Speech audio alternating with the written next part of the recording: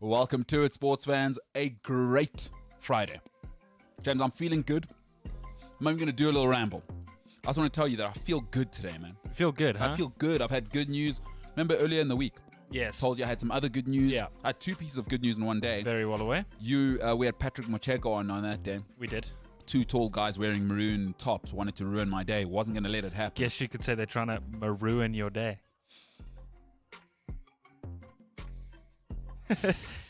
You know, and I mean,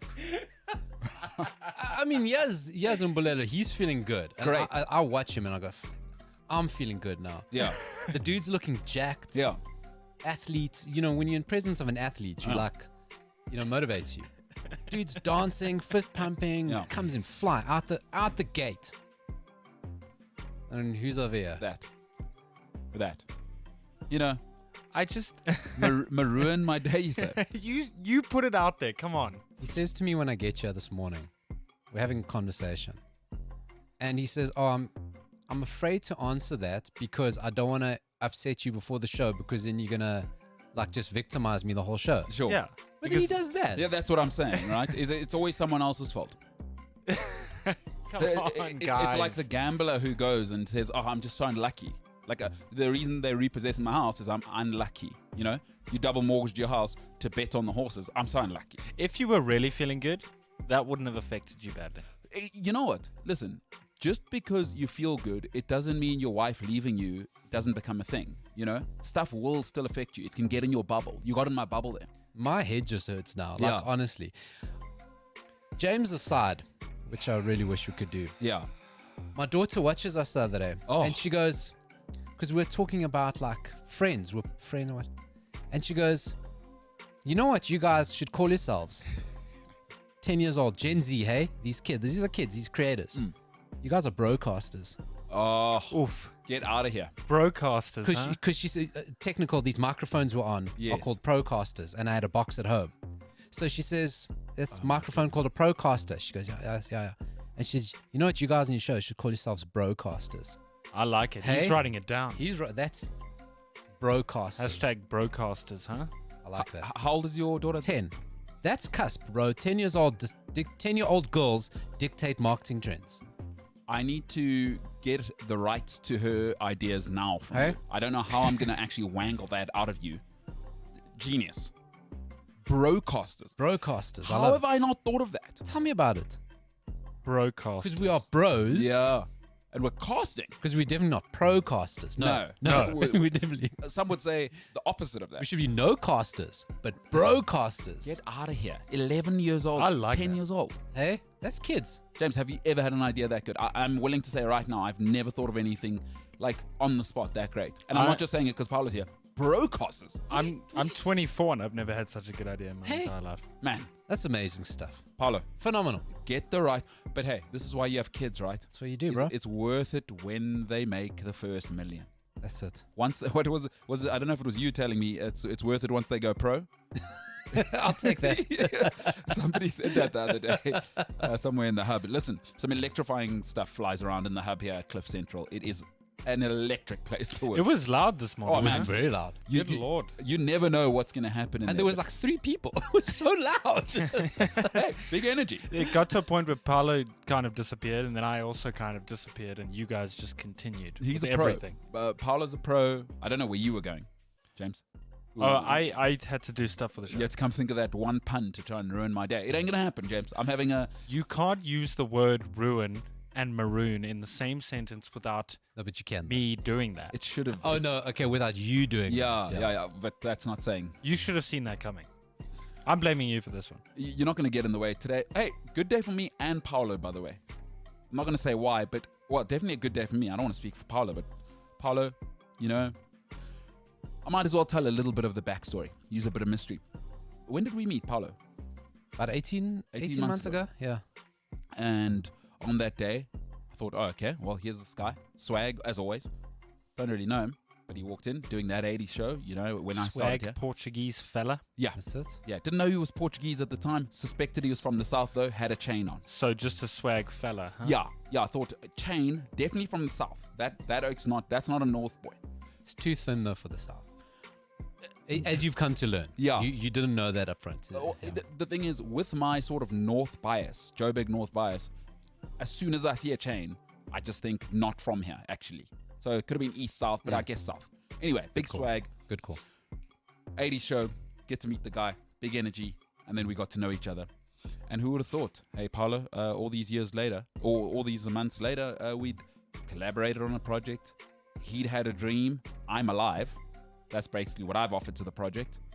And yeah, today something got going, and it's quite cool for me. It's going to be interesting as it rolls out. Yeah. This is called a teaser campaign. As it rolls out, we'll inform people. That's it. But good stuff happens, James. James, good stuff happens around this gentleman there on the other side of this table. Stuff happens. Stay close to him. I know you are close to him. I am. I saw some of the photos from our shoot. You very close. Yeah, it was a little close. Weirdly close. I actually have asked the guys who did the photo shoot to maybe edit it, that we're not that close, because I'm still single. Like, it's selfish of you, James, because then people are going, oh, okay, those two are clearly going out. Forget that guy. But actually, James, you're in a happy relationship with a lovely lady. There I am crying on my own at night. A little bit selfish to be that close to me in a photo shoot. I have nothing to add.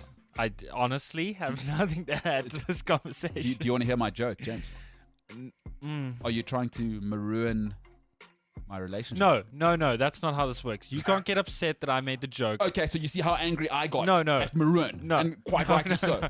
No, the only reason why I'm upset now, okay, is because you got upset and you said it ruined your whole vibe, that you were enjoying your Friday, and then you made the same joke. You can't do that. Paulo, Manchester United are a football club. Allegedly. They're a 10 billion. They're a business that happens to have a football product. I don't want to glazer over Look at this. the current negative environment. So, something I love this week. The Manchester United Supporters Trust said, Joel Glazer, we need to speak to you by Friday. They head out to try to get him to talk, doesn't talk. That man, I'm willing to give him some leeway. I think he got himself into my affections. By walking away from the journalist. His skullet. Skullet? Oh. You know what a skullet is? Let me inform. So we know what a mullet is. We do. Okay, party up, business up front, party in the back. Yeah. A skullet is when the up front, no one's up front. It's just a party in the back. And you only come through the back door. But he has had that skullet for a good while. Yeah, I think he was born with it. You know, babies have skullets. Yeah, yes.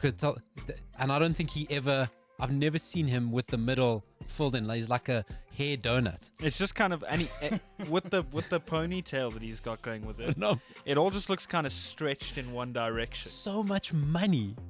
That's your hairstyle. So anyway, because of that skullet, I'm like, maybe I got you wrong, man. Yeah. He's Maybe I got comfortable you with wrong. himself. Skullet boy, huh? And then he gets into an Aston Martin. And No, drives Range around. Rover. Is that what it was? It was a Range No, Rover. it was an Aston Martin. Was it? Yeah, Yeah, Aston Martin that 4x4. SUV. Yeah. It was not something I'd seen before. Man, how That makes sense. And custom seats as well. Like The orange, huh? That burnt orange. I never expect. That's why I'm saying this dude, because that's what I'd go for. I love orange. Yeah. That's what I'd go for. So I don't know. Maybe I got the Glazers wrong, man. Maybe. His designer glasses. Hey, his little. I'd love to know what he is. Mbelelo's almost halfway there with the designer glasses. He's got glasses from Denmark. No big deal. It's me and Tom Brady. These are, if you're asking Christopher Klose, Tom Brady combo, they are actually a conscious buy as well. If you're saying I'm a great person, because these are upcycled glasses, this is not new plastic. If that's what you're saying, Tom Brady and I, really, really important and really big people. Is that what you're saying, James? Thank you. Yes, Yeah. that's what he's saying. That's what James said. Tom Brady, 7 Super Bowls, and me and Tom Brady. Other than a Giselle Bundchen and about $300 million, what you're saying is me and Tom Brady are the same guy? That's what I heard. You're the same guy as, who did we use the other day? Elon Musk. No, huh? Zucks. Zucks. Yeah. We used Zucks. Yeah, basically. So you're the same as Other than Ford, Zucks and... No emotion. Likes to steal people's data. yes, Yeah, you and Zuck are the same. same guy. How's Zuck? likes to steal people's data. And then, so if you're saying I'm Tom Brady's idol, it sounds like you're saying that because I've got these glasses with his name on the inside, and these are really a conscious buy. Again, I just want to say I'm saving the planet while you're buying probably plastic glasses from your douchey designers. So, James, big difference between us. A lot of people think, James, great guy. Maybe he's killing the turtles with his glasses. Who knows? My glasses are actually made by the same company that makes the glasses for the royal family. I'll have you know. Oh, so oppression. That's what you're about. Me and Tom Brady, middle-class guys, married Giselle Bundchen, work hard, drafted in the 7th round, make your way up, and fight for the common man. So James, hoity-toity, keep the proletariat down, eviscerate the proletariat. Me, man of the people. James, that's why you're my guy. So many big words. Yeah. No, listen, I Google a word a day. I have no clue what eviscerate means. No clue, James. Eviscerate. Eviscerate. Do you even know how to spell it? I do not. I Googled it this morning and I thought I'd give it a bash. Paulo, great to have you in. James, good to have you in, pal. Just want to say, before we get to the sports section, I'm still in a Mortal Kombat dilemma. I had somebody after the show yesterday, because he was busy, but he phoned me yesterday and he said, I have to watch Mortal Kombat. But then I said very quickly to him, he needs to shut the hell up, because he doesn't like Daniel Day-Lewis, and I believe Daniel Day-Lewis is the only actor that'll probably get me to a cinema ever again. I'm in a dilemma right now. So do I go and watch Mortal Kombat at a cinema with 21-year-olds and 15-year-old girls on TikTok on their phone in the middle of the thing and be grumpy, or not? Because I did tell one of my best friends, shut the hell up. You don't like Daniel Day-Lewis. I don't like him. And that's the end of my relationship. but Paula supports Man United, so We've already glossed over a lot. none of us are perfect. You've glazed it over a lot. But he already did it. I did. He already I did was doing that. what he was doing by But stealing you my can't- but you joke and can't then do it. reusing He already did it. You are. Yeah. You can't do that. He did the same. But you There's can't. no way. You can't do it. Yeah. No way. James, you ever had your girlfriend say, do I look fat in these jeans? Or she might say, I look fat in these jeans, don't I? That is something I like to call a loaded question. Well, but I mean, she can say she looks fat. You can't. Exactly. Same situation. My show, my name. And I'm actually an egomaniac. That I've decided that's where I need to lean into that more. More ego, crush the people. Everything is because of me. I've decided I'm going to give that a whirl for the next 6 months. Your thoughts? Project more. No, just I don't want to give you any credit, James. I don't want that. I don't want what just happened there. It might seem like, because if that was funny, people might go, oh, James is funny. I don't want that. I want to be funny. Everyone else disappear. What are your thoughts? Because what it really means is you are nothing, I am everything. Sure. That's what you want. Let's go. All right, Paulo. Go for it. Man United, Europa League. I just want to brush over it because we do have a poll today, don't we, James? Again, do. not a Polish person, just an exercise of democratic rights. Let's read the poll and let Paulo tell us about a football club and also, I guess, a rioting centre called Manchester United. But we'll come back to that and get Paulo's thoughts. The poll for today, Jimbo Illingsley, where can I find it? Where can I vote? How do I vote? What are my options? So that poll is on Cliff C Sport on Twitter. And your poll for today is the Europa League final has been decided. Can Ole bring some silverware back to the Theatre of Dreams? Your choices are engrave that trophy or not going to happen. Cliff C Sport, huh? Cliff C Sport, engrave that trophy or not going to happen. Listen, promote the vote. Go and Cliff C Sport. I'm MKT Inspires on the socials. James, you are? James_Ilsley, ILSLEY on the grams. And Paulo, you, of course, are on the Twitter. At the real PTP. If you find the fake PTP, let him know I'm not into him. Yeah. Okay. Send him a thumbs down. or the PTP. Yeah. Either of those. You got to get the real. Not Lies. the PTP. Not at the fake PTP. Does it stand for something? PTP, Paulo. Can't disclose that on the show. We already said we can't swear Yeah. on the show. Yeah. And those are big swears. Yeah, what yeah. that stands for. Is it Paulo the? Big swears. See, James, this is the problem. You listen to respond. You don't listen to listen.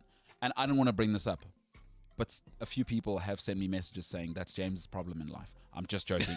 Nobody has said that. But Paulo did talk about that already a couple of episodes ago. A couple of months ago already. So, Paulo, I wouldn't put you in that position.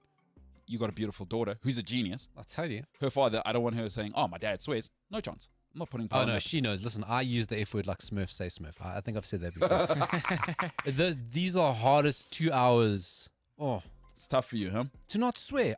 I love swearing. Yeah. I know they say swearing is like the sign that you're not that well educated. Uh-huh. I'm very well educated. I know loads of words in a couple of languages, but I love it. I love it. I just want to swear now how much I love Hey, it. you're getting fired up about it. I like Eddie Murphy loves swearing. Wow. I'll make it an art form. Yeah. I love it. James, Eddie Murphy Raw is where you want to go for that. It is probably the greatest stand-up, if you're into stand-up ever. Eddie Murphy Raw. 80s, 90s, 80s? 80s, not for the woke brigade. Not. Wow. Yeah. Not the move, huh? But Oh, in my eyes, Trigger the greatest. warnings. Yeah. The greatest. Because he had Raw, and what was the other one? It was delirious. Delirious. Oh, my. His outfit alone should have a trigger warning. You remember he had those little leather jumpsuits, Yeah, a the purple one orange- and a red one. Just unstoppable. Unplayable, those that stand-up, huh? Listen, if we want to get into Eddie Murphy, for me, Eddie Murphy does no wrong. And I've watched a lot of his movies, which some people would say he does wrong. Love me some Eddie Murphy. Yeah. No, Love him. all-timer. Oh. All-time. And I tell you what's great about him, and I think Kevin Hart's going through this Defined transition. modern comedy, Eddie Murphy. And it's hard to go. I think it's where Chris Tucker failed. Is it's hard to go from stage to screen and still hold up, right? He's one of the few. Even Seinfeld wasn't great. Never went to. It was just so well written on the silver screen, right? But it's hard for stand-up comedians to go big screen. Eddie Murphy, triple threat, quadruple threat. Yeah. Stand-up, stage, TV, movies, and recording artist. Do yourself a favor in life, James. Eddie Murphy, my girl likes to party all the time. Rick James, you guys got to do yourselves a favor. Okay, let me describe this, right? So it's Eddie Murphy, height of his powers. Yeah. He is rock star. Super, like Eddie Murphy is untouchable, box office, everything. Yeah. He decides, you know what? I'm going to sing. I'm going to sing a terrible 80s style pop song. Guess who gets to help him on the song? Rick James. Rick M. effing James. Yeah. Okay, that's how you have to, because just M. effing James is what we usually say. That's but it. this is Rick M. effing James. So in this music video, Eddie Murphy is arriving to the studio Yes. to now record the song, and it's like the process of him recording the song. Walks in, oh my word, Rick James is there, high-fiving each other, lots of hangers on. There is a part in that music video, it's probably like a minute or so in, where Eddie Murphy is walking from like the producer's booth into the recording studio to the mics. Just once in your life, walk into any room the way Eddie Murphy walks into that recording booth in that video. Yeah. Just once in your life, do that. Check that. Look out for that video. Eddie Murphy, my girl parties all the time. Right in the beginning, before the song starts, he walks into the studio. The confidence, the swag, shirt open. Yes. Yes. Oh, no, he's Once in your life, walk into a room like that. James. Great music there. Let's have that off. Jamie Foxx, does he get into the ballpark? Because Grammy winner, decent Artist, on the good artist. did the skit stuff. Musician, yeah. Different Yeah, but- genre. and also different level. Like Eddie Murphy was. He's at the godfather. final- yeah, he is. And all of well, listen. I mean, if Richard Pryor But Pryor never transitioned, easily, and music, and I And- mean, you're telling me Eddie Murphy did. and all of them, everyone, like even Chris Tucker, Jamie Foxx, Kevin Hart, Chris Rock, but all of them are like in awe of Eddie Murphy. So I don't think anyone even wants his mantle. Nobody wants to touch that. He. Oh man, hey, great pull. Speaking of great, obviously yesterday the defeat of Roma. Right, let's get to sports. Yeah, sports show. Half an hour in. I didn't watch your game because I watched the other game, and we'll get to the Arsenal now. But your thoughts last night? You're in a final. Ollie, sign him up, let him go. Who cares? Dead rubber yesterday. I mean, turned it into a bit of a game. I think, did we end up losing? Yes, 3-2. We ended up losing 3-2, 3-2. yeah. Yeah. I was distracted.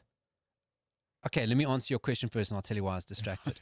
Unai Emery is made for Europa League.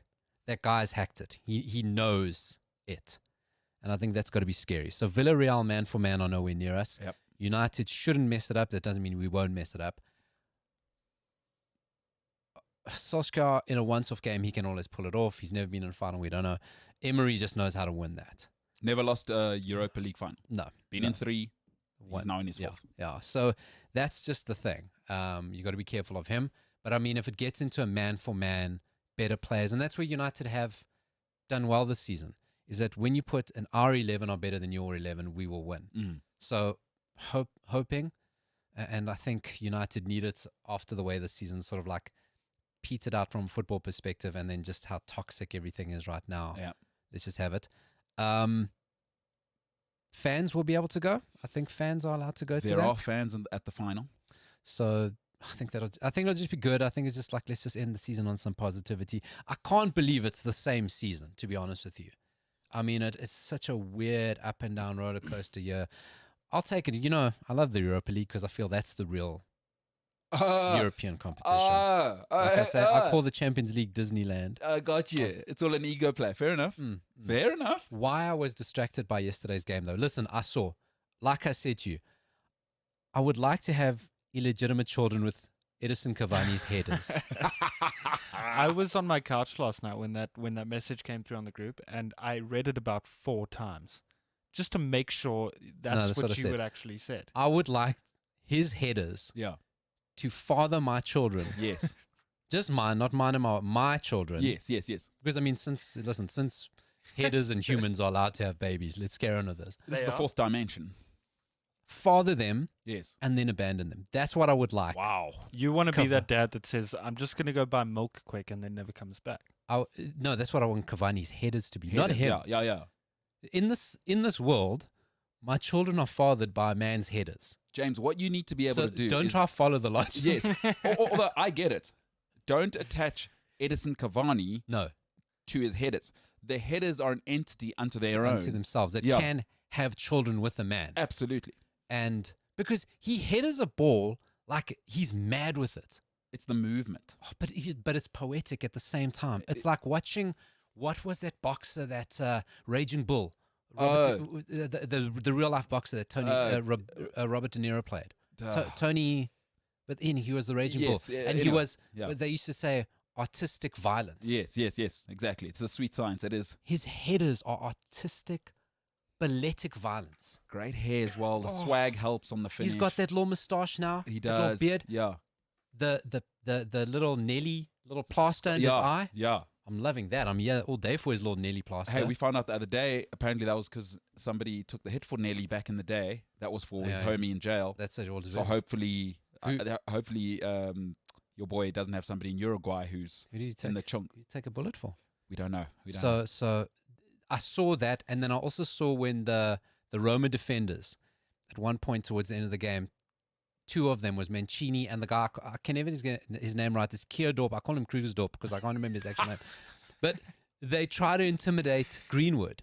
You know, like Italians, like they do. I saw that. Did you see Cavani was up in there? Yeah. Like, yes. That is a man who will leave my illegitimate children. Yes, or the and headers. He'll go, you know what, headers? If you're not going to take care of your children, I'm going to.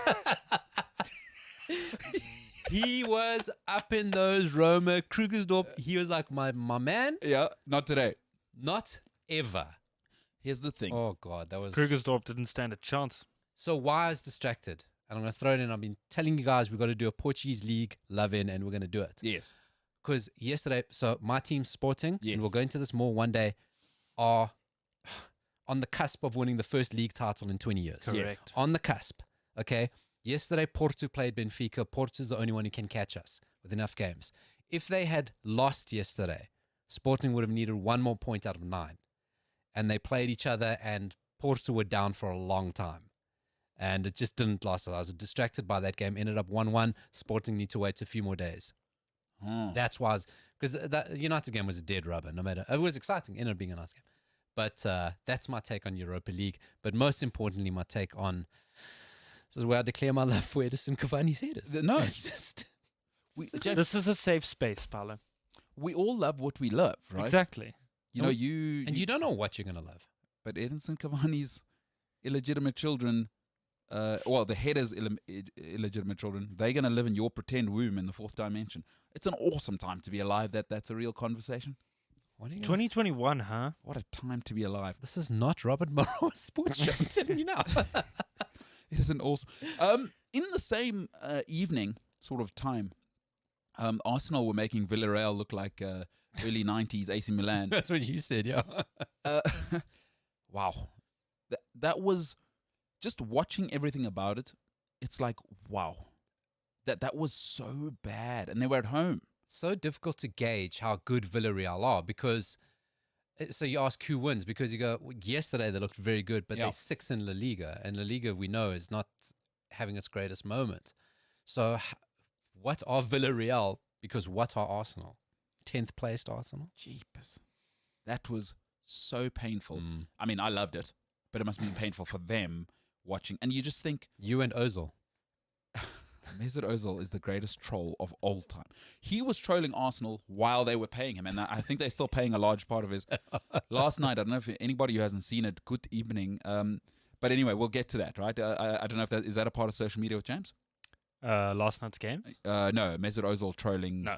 My favorite part of it is Mesut Ozil is trolling Arsenal through the Villarreal manager. That is some Inception Who stuff. dropped him? He says, good evening. What a guy, dude. Mesut Ozil. Oh, my word. He is exceptional. Him Yeah. and Eden Hazard exist this week to troll people. Eden has it now. Did they edit him into the photo of with the Chelsea players? Yes. Okay, so he wasn't I actually know there. which photo you're talking Oh, about. really? Yeah. Because Chelsea are celebrating, but there was a Oh. moment where he was having a laugh on the pitch. So they edited him in the photo where Chelsea are celebrating in the dressing room. So it looks like he's diving on the pile. Okay, so that was edited in. Yeah, no. I know exactly which photo you're talking about. Oh man, that's amazing. The internet's undefeated, huh? Arsenal. But I said yesterday, I don't want to be a hypocrite. Don't get rid. Sometimes the best thing in life to do is nothing, especially when you're chaotic. If you're a chaotic person, I was a chaotic person in my 20s. The thing that set me free, just do nothing. Keep Arteta, communicate to your fans to say, hey, this is the new Wenger. It's going to be painful. Anyone with a partner out there knows I'm right. Your partner can be upset if you say something they don't like, but if you explain yourself, by the mid-afternoon, they're going to be all right. It's when every partner's upset and the following words come out their mouth. Make me understand, or why did you do it? When you explain to people get angry, but grown-ups, Arsenal fan, if you tell them, for the next 5 years, Mikel is going to do this, next transfer window, we are giving him between 90 and 120, right? Depending on where we finish, we will give him 90 and 120 in the second year as well. He is our Wenger now. Let the fans know that now, because then they're with you on the journey. But this idea that you're not going to communicate to them, Mr. Kroenke, and the boys, it ain't going to work. And if you change Arteta now, problem is you hand the power to Xhaka in the dressing room, and good luck to the next manager. So do nothing. Arteta is the man. He must be the center of the football club. It's the only way. Otherwise, you are restarting the cycle again. And if you restart now, you've wasted 2 years.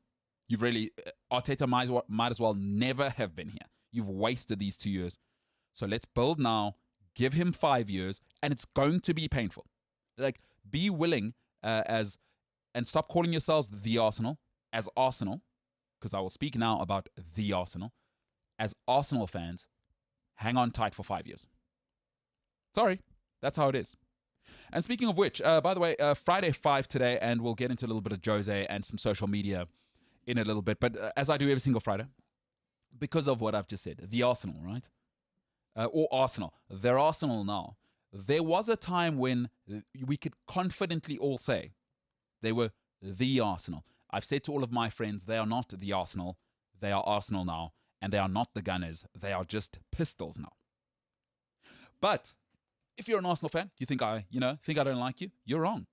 Friday 5 today, James, give me some of that music. We're going to get into it. Friday 5, I'm going to give you the 5 greatest Gunners of all time, as according to me. We're going to go modern day here, and it's the 5 greatest that have built what we now know as the Gunners. All right, we'll start at number 5. Listen, at number 5, he broke a 17-year league drought in 88-89. They hadn't won it for 17 years. By the way, Arsenal, don't feel like this is your first drought in the modern day era. You had it before. This guy came in, 6 major trophies. Folks, whenever a cultish group of men invent a song for you, for an entire institution, an all-time institution, you're special. You'll go down in memory. Now, it ended ugly, but hey, listen, things happen, right? And unfortunately, in relationships, we always remember the end. Nobody ever remembers the good stuff. But he certainly established the Arsenal as they are today. Without him, there is no the Arsenal. And there is no 1-0 to the Arsenal. At number 5, the great Scot, that is George Graham. At number 4, it's so difficult to describe what this man means to this club, because it also ended kind of ugly. But 4 titles, 4 FA Cups. He embodies North London. Everything about him, every time I hear him speak, the way he speaks, but he does have, as Arsenal have always liked to be perceived, a touch of class. He does. He's had his problems off the field. He's a great story. He's Mr. Arsenal. Folks, if you are old like me, you remember in the 90s, you remember in the early noughties actually, they were called actually the boring Arsenal. A lot of people don't know this, but there was a chant, boring Arsenal. You'll remember that if you're old like me. He was the bedrock of that. You know why they were boring? Because it was always 1-0 to the Arsenal. Listen, he was the key to the lock that was George Graham. Ladies and gentlemen, at number 4, the guy, Mr. Arsenal, Tony Adams. A true great. That word's overused. By the way, those 4 league titles are won in 3 different decades, if you want to know how great he is. Superb player. At number 3, this man, I've always said, dressing rooms actually need to run themselves. And where Arsenal were coming from to where they needed to go, he was huge. He civilized the culture in the dressing room. Now, the manager who came with him kind of helped, but this guy civilized the dressing room, and you need that, and it helps that he was incredible, and he was rare. A leader of men and a world-class player. Those don't come along often, because actually the world-class guys, I just want to play football most of the time. Humble enough to lead men, not to be popular. That's very hard when you're very, very talented. An absolutely incredible man, captain, leader, maestro. At number 3, the great Patrick Vieira. He's nothing short of great. Now at number 2, listen, you got to give him the credit for building the Invincibles, right? But you also, if you're British, and it hurts the British because he's French and we know their history, he civilized the football culture. There were no diets before he came. There were no sports scientists. And this is the late 90s. Italian football, Spanish football had been doing it for a decade already. There were no dietitians. He brought it in. He brought some class. Le Professor at number 2. Arsene Wenger, folks. You don't have to love great for it to be great. And you have to give... Listen, it ended ugly again. The last 10 years, ugh. But you cannot tell the story of the Premier League without him. He changed everything and took British football into the 20th century with class. At number 1, I don't think it's even close. He's the best player the UK has ever had. That's for sure. The whole of the United Kingdom has never seen anybody who could lace his boots. Sorry, great over 6-7 years, yes. He's one of the very, very rare ones.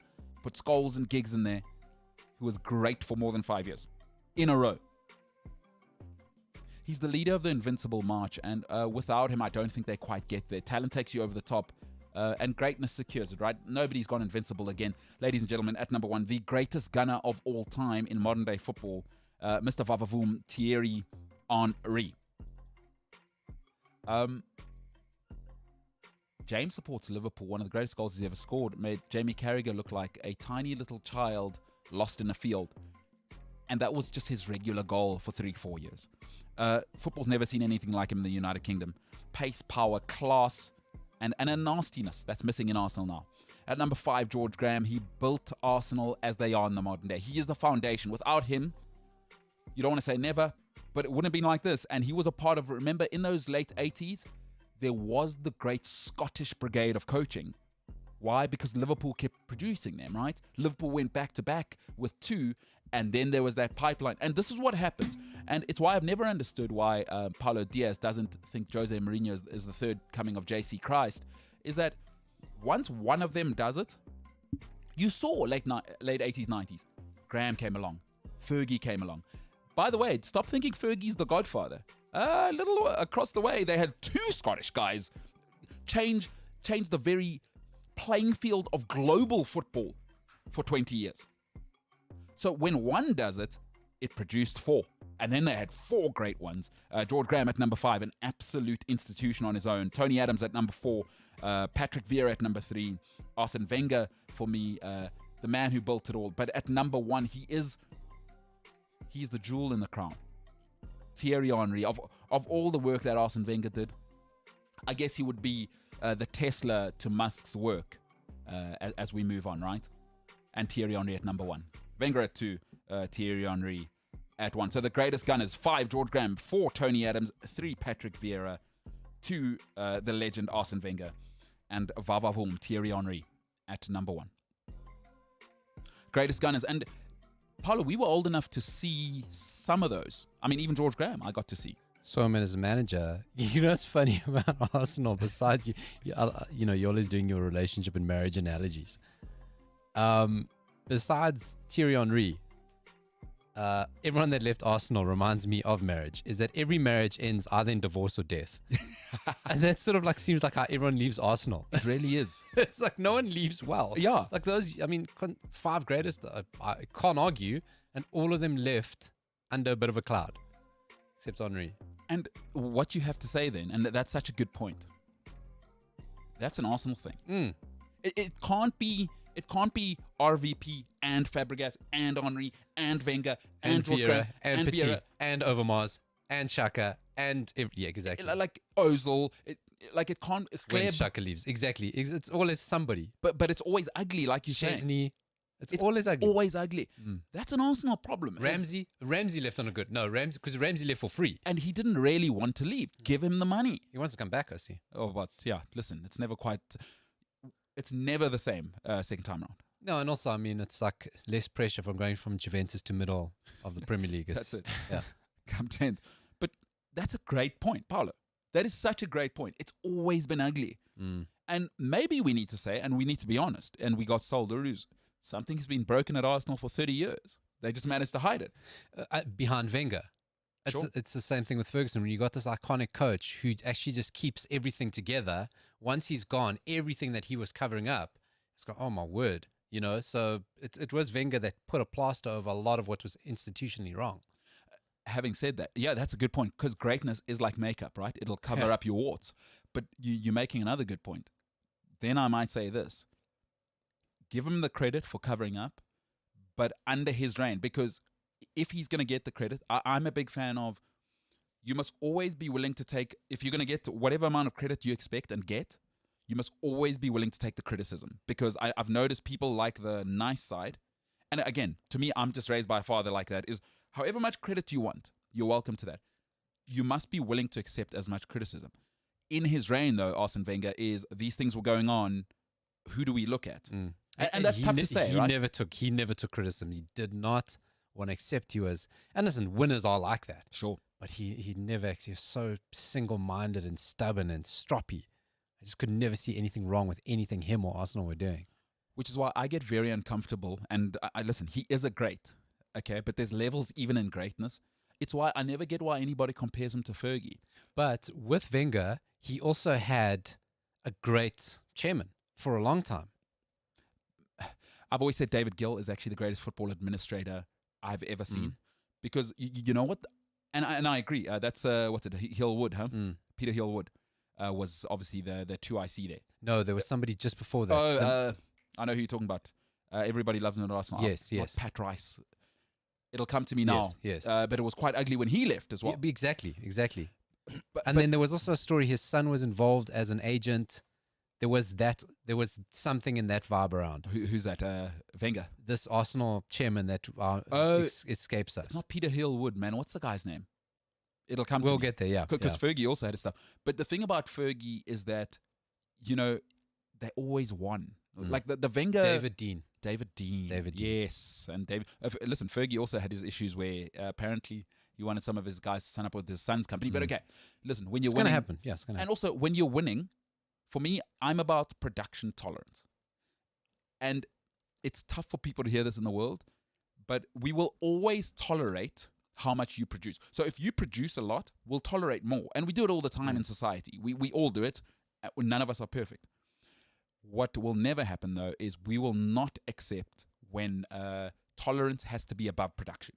That will never, not in the real world. Is with Wenger in the end, it was about a decade of having to tolerate him being an authoritarian, but we're not winning. So it's like maybe a thing people can relate with, right? Some people will accept being miserable working at HSBC because you're getting $20,000 a year. What you're not going to do is go to a rubbish job where there's a leak in the roof, the internet works only 3 days of the week, but your boss is a tyrant. Sounds like the MKT show. Oh, okay, well, yeah. I didn't want to say it. No, but we're fixing the roof. It's been a 3-month. Oh, that's the biggest issue. Yeah, no, we're going to fix the roof. Yeah, The roof is the worry. biggest issue. Yeah. But the roof, in Not this the case, tyrant. Or Because on the 3 days that the internet worked, we're able to Google roof repairs in Joburg. Well, we have to get 3 invoices. You know how it works in corporate. Yeah. In this metaphor, the broken roof is actually a hole in our relationship, James. You know? our relationship. Yeah. or Using just a metaphor to Yeah. explain a metaphor. Yeah. metaphorical. Yeah, Inception. Real thing. But yeah, I like Wenger. I love Wenger. But I'm afraid I never want to hear the Fergie comparison, because if you're going to get all the glory, and I love it, you have to take all of the criticism as well for the stuff that happened under you. It doesn't take away what you've done, but you also need to, because Fergie took a lot of criticism, right? Authoritarian, this and that. In the end, what's the goal? Win. Okay, he's winning. Like, there's a payoff, right? If you're going to suffer in life, for me, is if you're going to suffer, there has to be a payoff. I'm willing to suffer when I can see a payoff. Well, 15 years of Wenger, what's the payoff for you get to control the finances, the playing squad? Well, just the because technical you're side. an economist, he wanted to be a football economist. Because, well, what's your job, dude? Like, coach, put out the cones, get the players playing. I mean, just this all-encompassing thing that people have tried to go, oh, but Fergie did everything, and Wenger did everything, and Kenny Dalglish did everything. It's not possible anymore. I made the joke, the thing in jest about United being a business that happens to have a football product. Yeah. 100%, that's what football clubs are now. Embrace it. That's what you are. Embrace it. Be Chelsea in charge did. of the football product. Yeah. Exactly. There's a reason why over the last 20 years, Chelsea is the most dominant club. They embraced that. That is the way business, and you've nailed it, right? And because it was hard for Arsene Wenger, he didn't keep the main thing. Yeah. The football product. When you're trying to do the business, there are only 24 hours in a day, and he's a smart man. But that was a bit of a God complex. I'm sorry. You can't do everything. It's not smart. Great thing about Fergie, and I think it's why David Gill stayed so long. David Gill did all that stuff. Because I remember United, and it would annoy the living daylights out of me. End of the season. 2 weeks into the transfer window, United have signed so-and-so. When? Do you remember? United used to operate this way. It was never a hoo-ha, and the guys are still going for 10 years, Man United. But what's Patrice Evra doing in January? When did who's Vidic? But I don't really know if that's the football clubs or the fact that the transfer window is a business. The transfer window is a thing. Yeah. And it didn't used to be a thing. I It's see a what you're more recent invention. Correct. So no one ever heard about any transfers first because there wasn't a market for it. Sure. Now it isn't transfer, gossip, tattle, stories, rumors. It's an industry. So I don't really know if it's the clubs doing their business differently. Yeah. It's just the fact that there's now an industry and a machine to feed around it. Okay, and that's a great point. But I still look at Arsenal was still in the mix back then. Yo. And it would be a mess for who they didn't get. For Man United, it just felt like, oh, no, they won, and it's a procession. They'll get 2 more like great players. No, but there was a phase where Arsenal were just like, Wenger would go pull out some Ivorian 3rd division left back, and he's Lauren, Yeah, you know? yeah. Oh, although no, it's Cameroonian. But he just had this knack of finding these who, Yeah. and they become this world beater. And then suddenly, overnight, he lost that knack. Or people went, oh, wait, hold on a second. He's found a market called the French League I'm with you. that let us tap into. So maybe a degree of him losing it a bit, but also losing that advantage he had. But listen, there was a stage where he would bring in a nobody, and then, oh, that's Patrick Vieira, you know, or oh, that's Bakary Sagna. He just had, that's Robin van Persie. Yeah. Some kid who got marched out of Feyenoord for beating up fans the last you heard him. Oh, yeah. And then he becomes one of the greatest all-time strikers. Yeah. So he just had that knack. And Well said. once that went, Fabregas, when he tapped that market into La Masia, I mean, hold on a second. They're developing outstanding footballers who cannot sign professional contracts until they're 18. We can give them when they're 16. Sure. You, Bellerin, he tried to get PK. Yeah. Tried to get Messi, apparently. Tried to get all those people. Oh, But, so he had that edge. And I suppose by having that edge, he opened up and was, oh, well, let us do the same. yeah. And, well, Fergie and that lot took it to another level. So, hey, those are my greatest gunners. And you have to give him the credit, right? I also don't want to be disrespectful. He still did that stuff. He brought in diet training, dietitians, sports science. Look, he raised the bar. He really did. That's why everybody is like now, oh, Arsenal are this and Arsenal are that. Well, he set that standard. He set that bar. And then himself couldn't really keep up to it. And since nobody else can keep up to it. So he created Arsenal into what, modern super club. The Arsenal are always big. Always been big. Yeah. Never relegated, Arsenal. Never been relegated. You know that. Yeah. Them and Everton.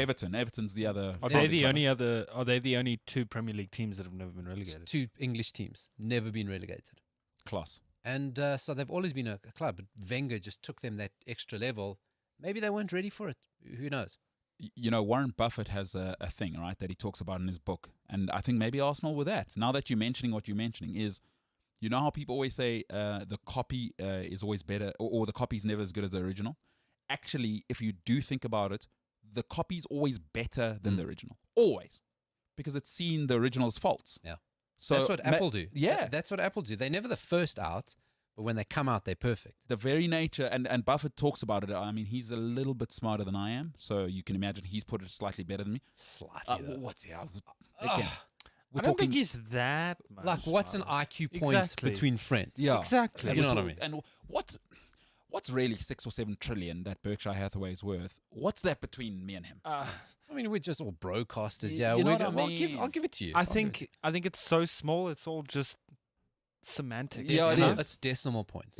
Honestly. It's decimal. So, but he might put it slightly better. But he does say the copy is always better than the original. I thought, as you were saying that, Paulo, so you could be Warren Buffett actually, because you've said what he said, but you've made it more understandable to people. The great Albert Einstein says, if you can't explain something simply, it means you don't understand well enough. Basically, I've just realized you understand economics better than Warren Buffett and investing. That's what I've just realized right now. That's why Paulo's on this show. Well, I'm going to tell you, 12 Rand is more than 10 Rand. So it's scary to think That is true. the Portuguese Warren Buffett is sitting meters away from it.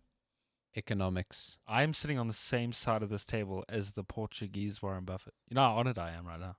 Man, this is huge. What a show. Pleasure to meet you, sir. What a So 15 Rand Mm. is not as much as 18 Rand. Economics. Bitcoin. yeah. Bitcoins are not money, even though they say coins. The information he is giving us is Economics. without fathom. Those are economics, my friend. This is big. This is sort of bigger picture talk. A lot of it's scary to me. Some I don't people really, I won't don't really get it. understand it. Some people won't. Yeah. Not everyone will get it. Yeah, it's in the ether. Mm. Massive. Wow. Wow. A lot of people say just a sports show. You get out of here. Economics, huh? Hmm? Sports. Bitcoin. Guys, Doge. Dogecoin. their share price just went up because they were mentioned on a podcast. That's what happens with cryptocurrency. The Dow Jones. No. Oh, okay. All right. Sorry. I was just thinking of stuff that I know from economics. Paulo, huge to have you here. JSC. And yeah, JSE, that's one thing. Yeah. That stemmed from, the Portuguese Warren Buffett. Honestly, pleasure to meet you, sir. Money is a thing that you can buy stuff with. Economics. See, just now you said it's frightening to you. That is horrifying to me. That. Money is a thing that you can buy. Buy stuff with, right? Exactly. Man. You know what, on that note, James, we need to hug it out right now. I need to breathe. I need to absorb some of the information I've received. Because information, if you don't actually sort of ingest it, digest it, process it, and use it, is useless. And money is something you can buy stuff with. Will you educate us more during the hug time? Man. Don't know if your brains can handle it. No. 100 cents makes a rand. Okay. finance. James, line up. I want to. I want to go to the intermission. I can feel myself sweating. I want to go to the intermission off the back of that sort of information. We're gonna process that to everybody at home. My name is MKT. This is the MKT Show. We're going to a processing intermission right now. Huge information. Portuguese Warren Buffett. MKT Show. See you in a bit. For all the Liverpool supporters, so firstly, a lot of the outcry around it was very pearl clutching and sanctimonious. Oh my. And there was some of it on this show which I will not comment on, but I wasn't 100%. I understand where you came from and I take your point, but I would have drawn a different comparison.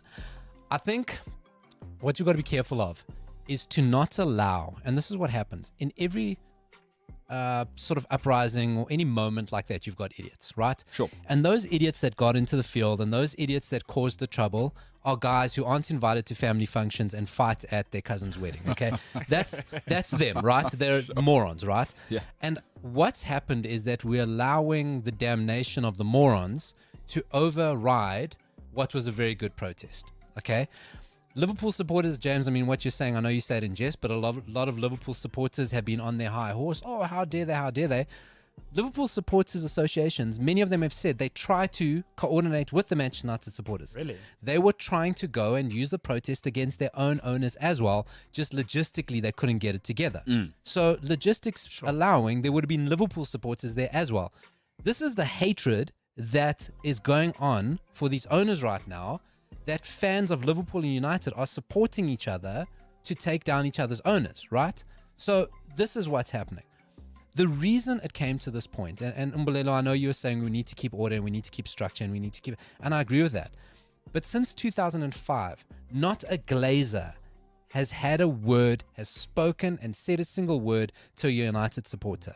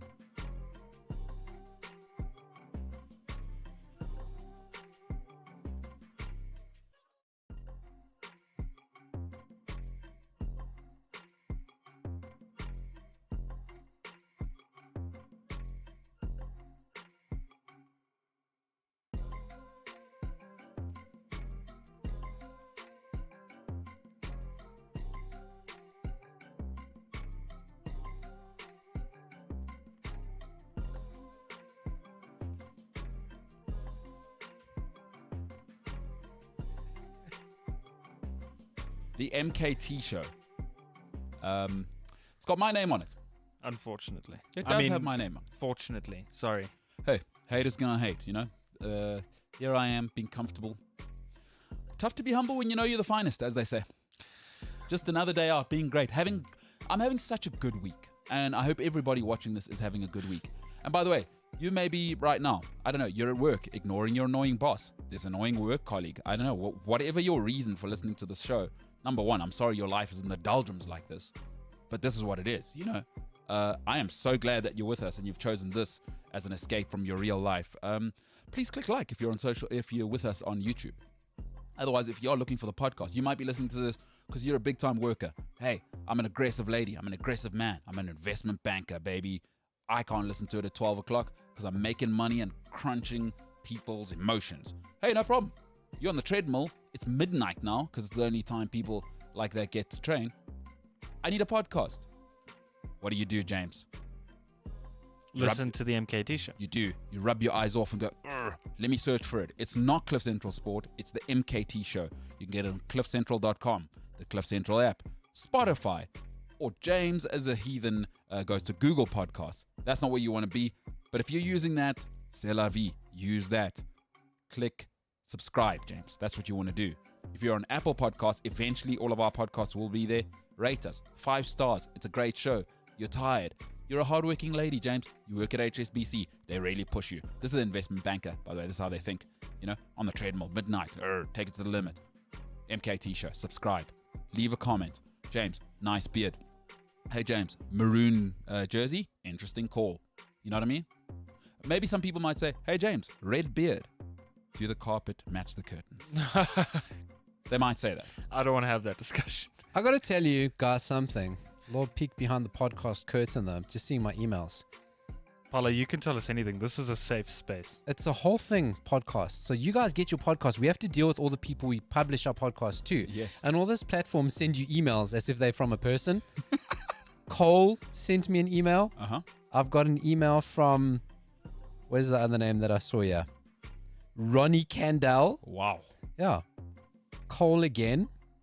Hello, bots. You are not real people. Cole's not a real name. No, this is just interesting.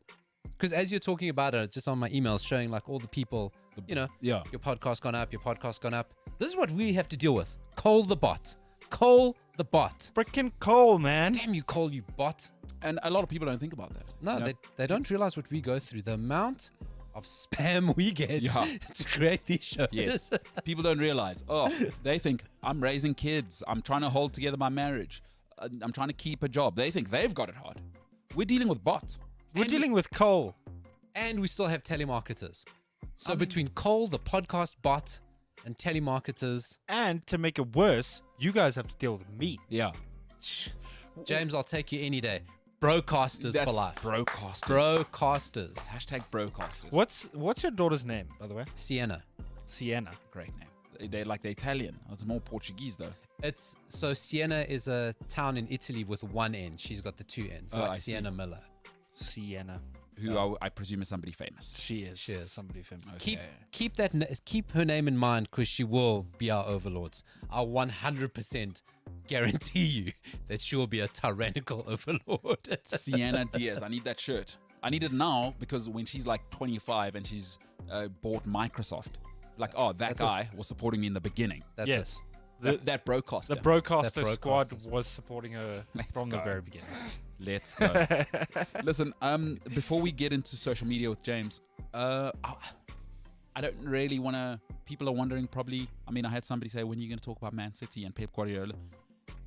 There gets to a level. Plucky Man City against those evil, oil-owned financial dopers. Yes.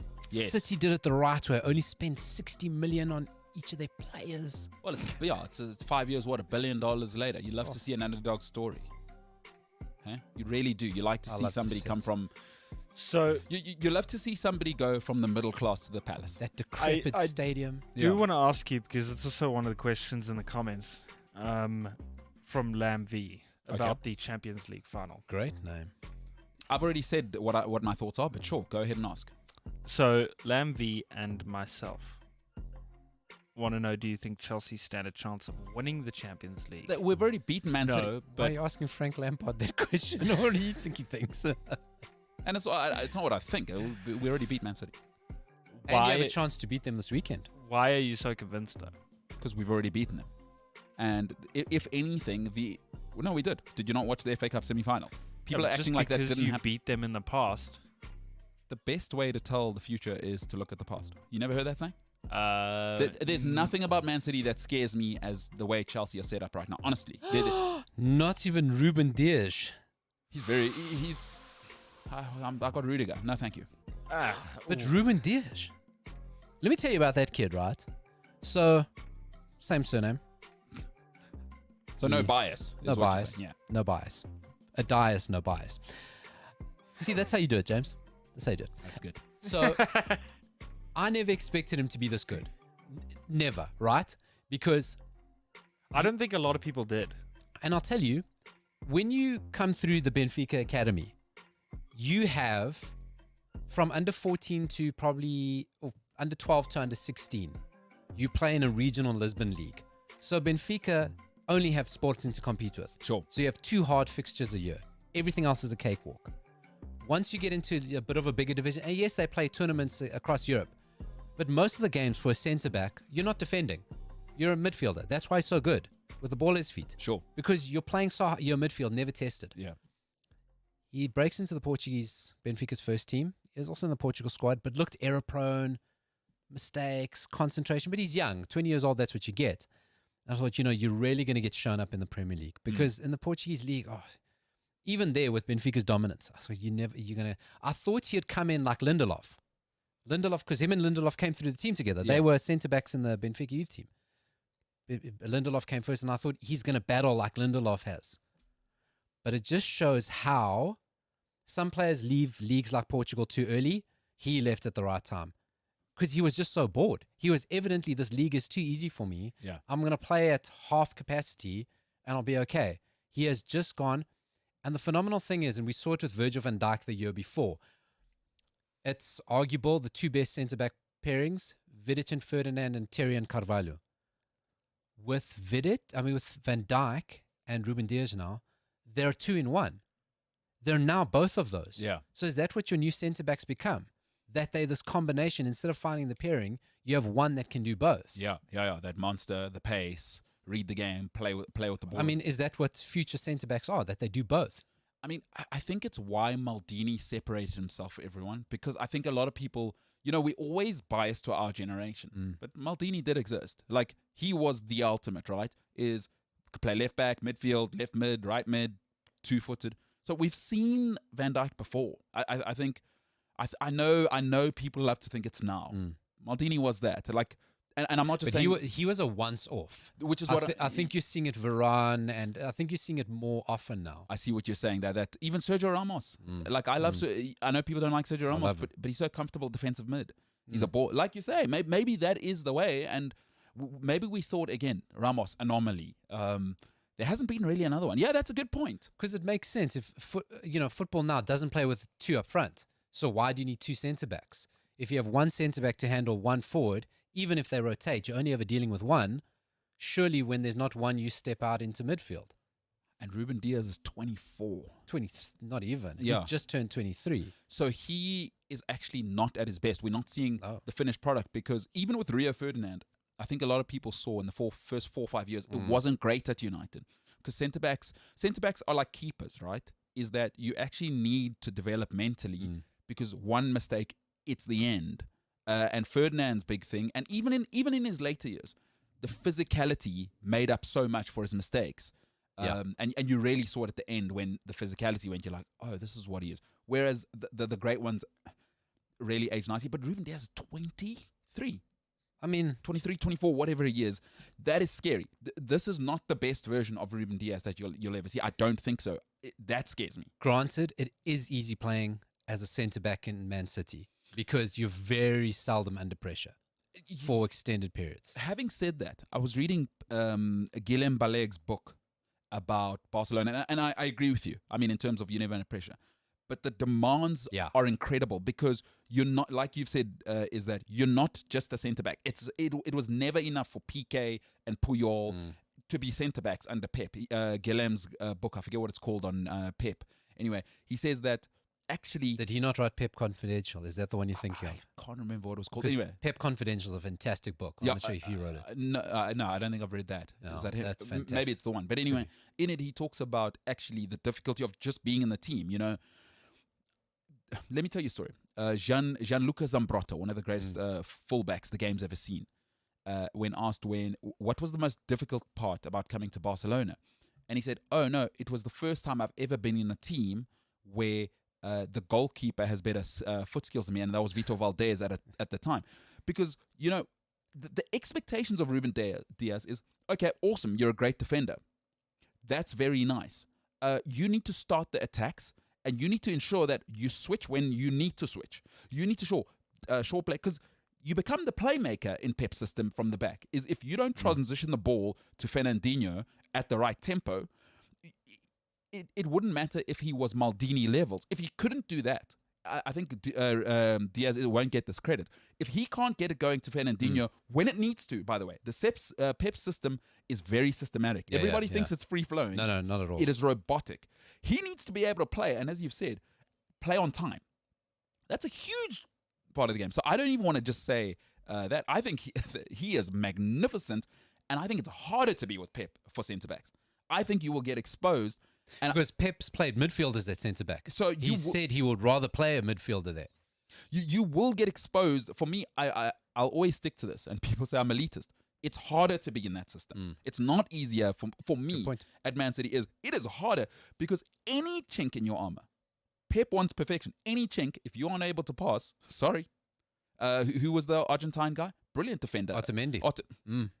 You can't play a 10-yard pass. Sorry, mate. You've answered a fantastic. You've solved something in my head that I've not been able to actually find a sufficient answer for.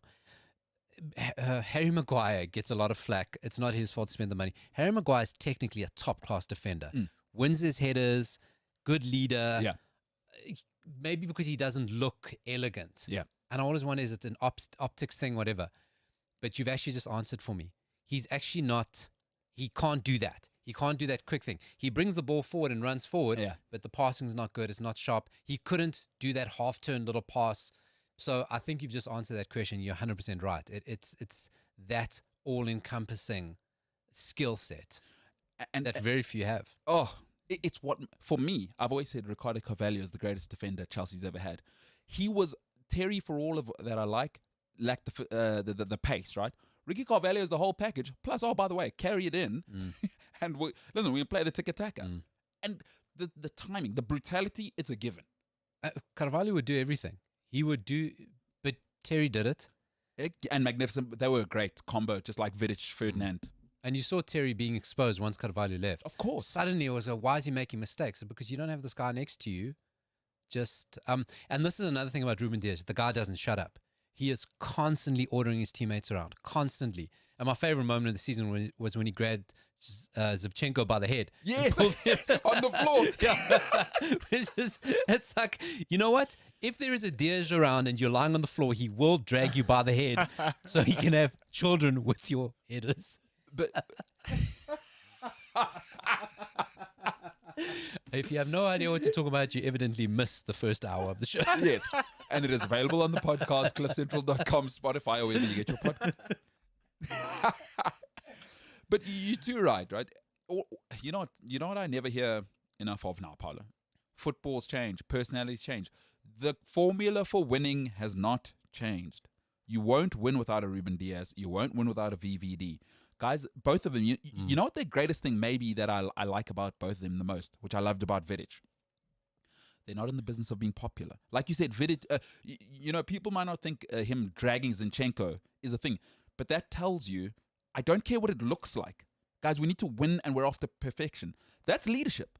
Because in that moment, you think Zinchenko like that, but Diaz is not interested in that, I don't know if a Pogba does that. Like, I'm just giving you an example where the aesthetic doesn't match actually what you need.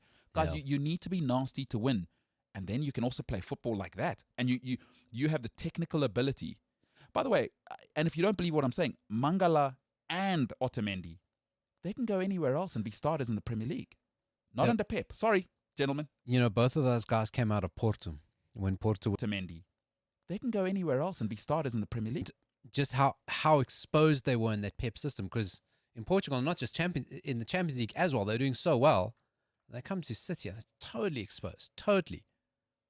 Bakary Sagna he was worldy still when he came. Pep's like, that's not going to work. It's nice, you're physical, you can defend, awesome. But I had Dani Alves, I need a bit more. Yeah. You can't invert. Well, Again, Joao Cancelo, you just look at him. How you know what I completely think of him. transformed that. Yeah, my word. You know what I think of him. And you've told me he's fifth option. I'm like, put that guy in the Portugal team.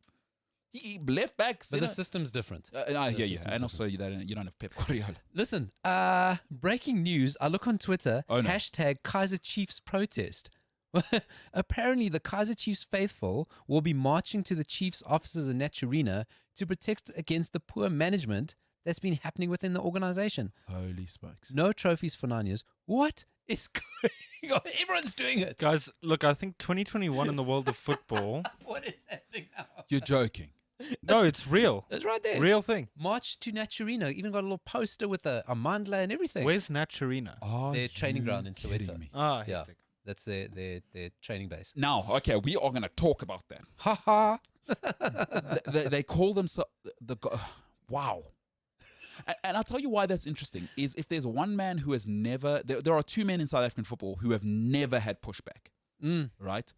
The Iron Duke, and of course Kaiser Motaung himself. Chiefs has never had this. This is ridiculous. They call themselves the beautiful people. I've never seen this. That's the nickname for Chiefs fans. Look, I'd like to see how many people go. Like, might be 10, but So, but is this a real thing? Yes. it's trending on Twitter. I mean, I'd like to see pictures of, like I say, I'd like to see pictures of anyone go, or if it's just like, what do they call black box activism? Yes. Where people just put a little black picture as a profile picture, and Yes. that's them being activist. So I'd like to see how many people actually end up there. But this is phenomenal. Phenomenal. My goodness. So if you're not a South African football fan, it is not arguably, they are I believe the biggest football club in terms of fan registration in Africa. But I mean, that's spoilt fan stuff, because you're going on this range of these English clubs, don't like the owners. Yeah, you have a guy. I don't think anyone could love his club more than the Motaung family. It's named after him. They put everything on the line. Football fans don't deserve anything. What is going on? Having said that, well, I don't know. And I've heard he's a difficult character. This is what happens with trust fund kids, right? Here's the problem. Here's what's happening right now. Because I do know one of the sons, and I guess telling this will tell you which one I know. But anyway, one of the sons is being groomed to actually take over. I know that for a fact. But which has been a story which, if it's like a known. Yeah, he spent some time at Chelsea doing that. He was on the admin board there. So this is an absolute fact that I'm telling you. He spent some time in the admin, and he's being groomed to take over there. Here's the thing. The other older son, there's a bit of a situation. I'm pretty sure this has been reported, but he's dad's favorite. The older son, but the older son couldn't run a bath. This is Shakespearean. Yeah. So, and I don't know if that's been reported, but I know that for a fact. And that's why we are where we are. So actually, who's running the club day to day? Well, the older son is currently actually in the mix. But father, at the beginning of the season, came back to take over because last year was a shambles as well. Dad is looking to hand the club off. But the younger son, in his eyes, isn't ready. The older son is a... We're all marching, guys. We're all protesting. So actually, I think what they're not happy with is the older son. Because I've been hearing a lot of people saying, get this guy out of the club. Okay. So that is Shakespearean. It is a situation, huh? Wow. Kaiser Chiefs fans. The thing is... Trending top in South Africa. It's not even in South African culture to do that, has it? No. Fan protest. Because outside of Chiefs and Pirates and half Sundowns, you don't have big enough supporter bases, actually. Yes. I mean, South Africa, you sell clubs, you're going to get relegated. You just go buy... the other one's licensed. The ones coming up, you just buy them. I mean, we handle relegation in the boardroom. It's not exactly... so Man. this has got to be... This is unheard of. Hey, Paulo, will you look into that a little bit more? I'd like to hear what's happening. This is Oh, there's even going to be a memorandum that they're handing over. Oh, Yeah. A memo, huh? Wow. Or from listen, let's see how many people go. That's hopefully in the next hour or so we have more news. That is unglaublich. Man, I am. That's Sorry. wild, huh? Sorry, James. I stole social media with Yo, James. Listen, but that we'll was get to it in a bit. We'll hop into that yeah, in a yeah, second. we'll get into it in a bit. So, Kaiser Chiefs fans are rioting. Well, they're marching. It's a fan protest, and they're marching to Naturina to hand over a memorandum. Obviously, I can't believe this thing that trophyless for 9 years. That's incredible. No trophies. That's incredible. Is that right? Do you know it? I mean, we're not even talking like because there's a lot of trophies. There's a ton. Top 8s and MTNs, and so not even one that. That doesn't sound right. 9 years, eh? Yeah, that's not good enough. I know PSL title's a long time, but surely Nedbank Cup, not even. Yeah, I haven't seen Kaiser Chiefs haven't won in 9 years. That doesn't sound right. I'd also be. That's worth the anger. You know why the unhappiness For the would resources. be exaggerated in South Africa for what you said. There are only 3 real juggernauts in this country, which means success comes around often, right? Yeah. They're not used to. Spoiled. Because you know what, like, I mean, and call me what you want out of this. This is just spoiled fan behavior. Because there are lots of clubs who don't win things. Yeah. You know, the English fan protests, there's a little bit of a different story there. But I mean, this is clubs owned by the family who started it. You haven't won trophies.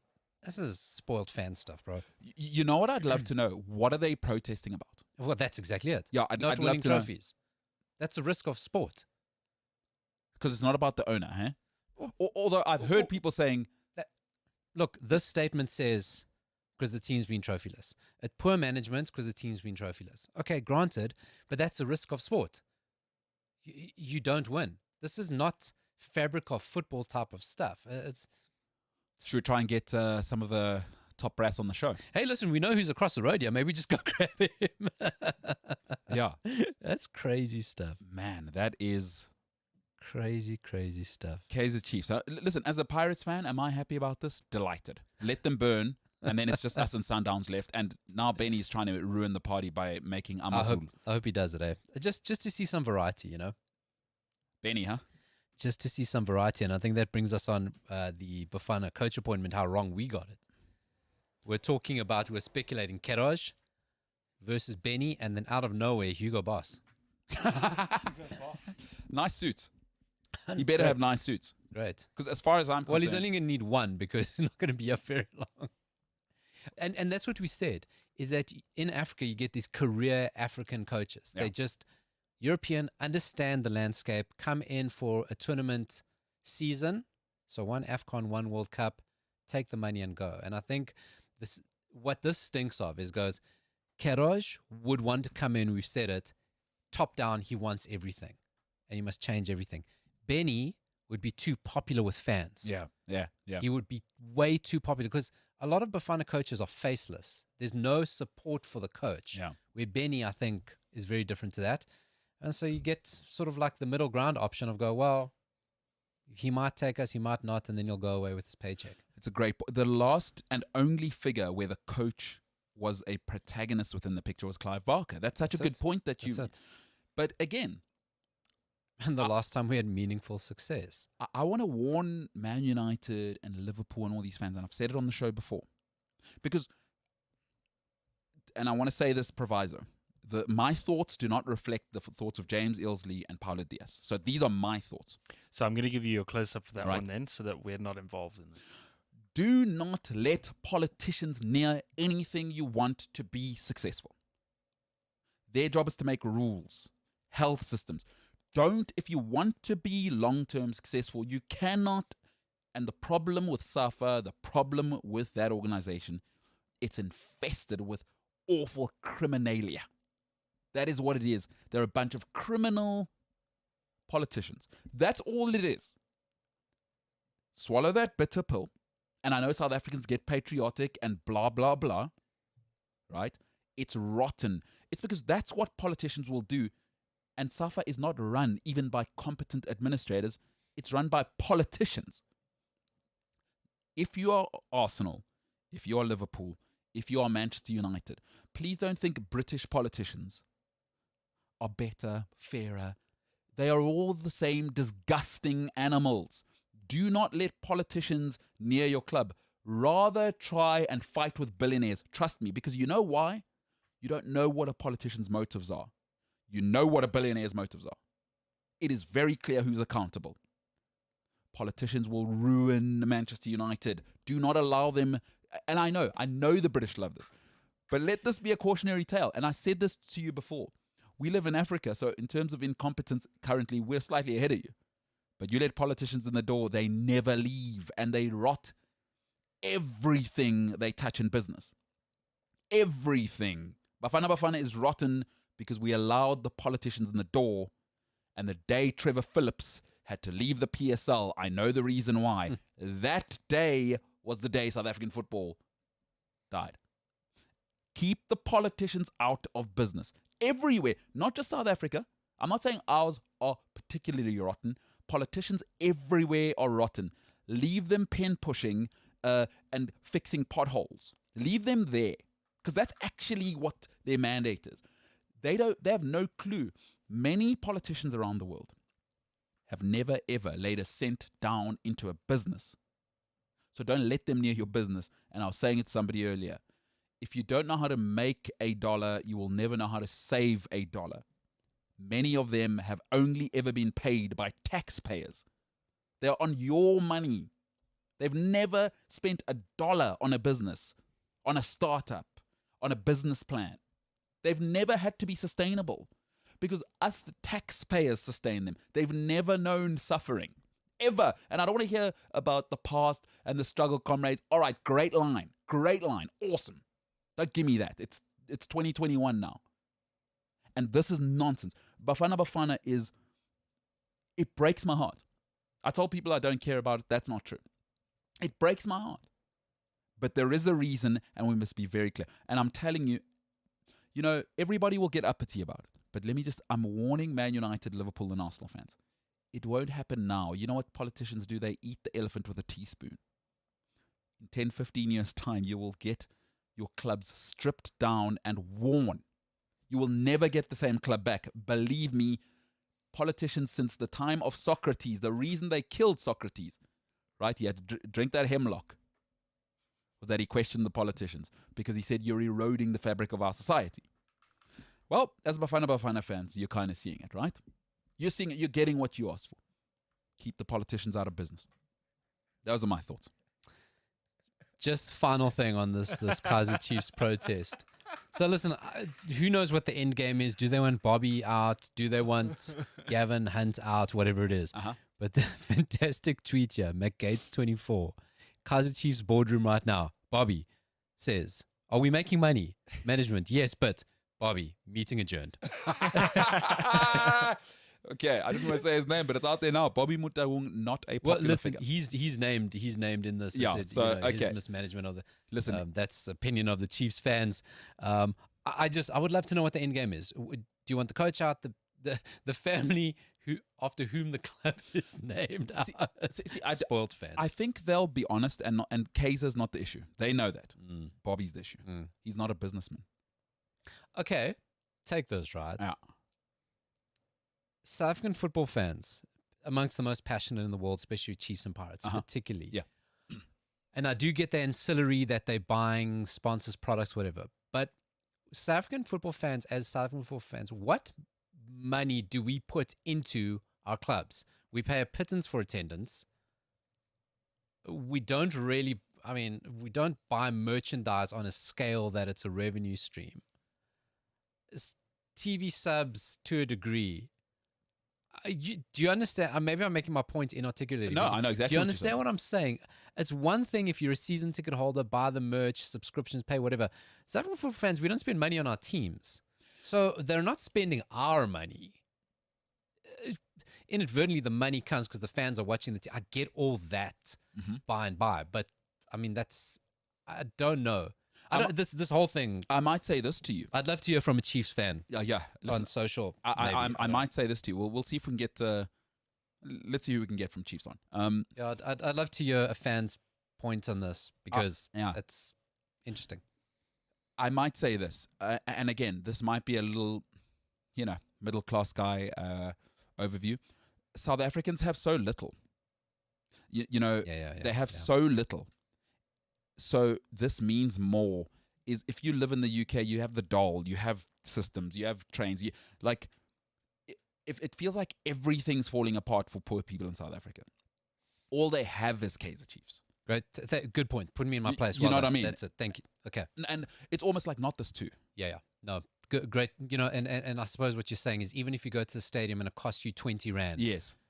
I with you. Sorry, I came from the wrong point of view. No, but you got it. I do hear what you're saying. From a business point of view, you're not wrong. I've got a very middle class European type perspective. You're 100% right. No, but and also I don't think you're wrong. I think it's a conversation that needs to happen. Is that, Buffett, if we're moving forward and let's say we're not happy with the monopoly, how can a Cape Town city build a fan base?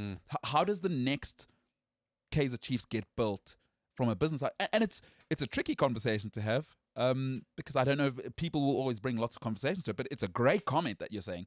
I just think, much like we're seeing with the British fans, it's not this as well.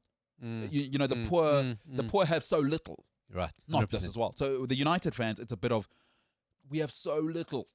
You can't come from America and take this as well. I'm living on the dole with my 2 baby mamas, and I'm working at a job I hate, and the one thing I could always trust, the one thing I could always come back to is Man United. I feel like it's even if it's not true, I feel like it's disappearing. And listen, it's tough to say this to people. Sometimes for me, I'm very clear. Football is the most important thing in my life outside of my family. So don't take football from me. And imagine when you live in Manchester and your great-grandfather. Well, not even Manchester. You live in Soweto. Soweto. There are people whose houses are painted like that, and Derby days are still a real. So big. They family dividers. A real thing in my family. Big family division happened. One uncle's Chiefs and the family's Pirates. To some people, because we support the English Premier League, most of us who live where we live, that is a real thing. Kaiser Chiefs and Pirates people do not like each other. Yep. It is a real social divide. I mean, look, I went to many derbies. Oh, man. And you do see that. This thing is, it's a family divide, but it's never violent or aggressive. No. It's always great banter. Carnival. Yeah. So, but James, you know what just happened there? My privilege was checked. Checked it at the door? Or? No, there was an amazing moment for me because my privilege was checked. This gentleman here explained to me in such an eloquent way and just put me that my privilege gone. Good. Well done. In your place. Thank you. That was a very top class moment we're doing here. It's big radio. It's big philosophy. No, that was great. That was really good. Big privilege, 100% checked. Great point. We move on. There's a good point in everything that Paula said as well. But James, here's what I'm thinking. It's Friday. I'm feeling good. You tried to ruin my joke earlier and my life. That's great. That was great. There is no shot. James, relax, Paul. James, That James, relax, was great. Relax. You're about to have your moment. No way. I thought I've been saving that joke actually. That was Jimbo. You know what? This is your moment. You're a good guy. By the way, James, what are you up to this weekend?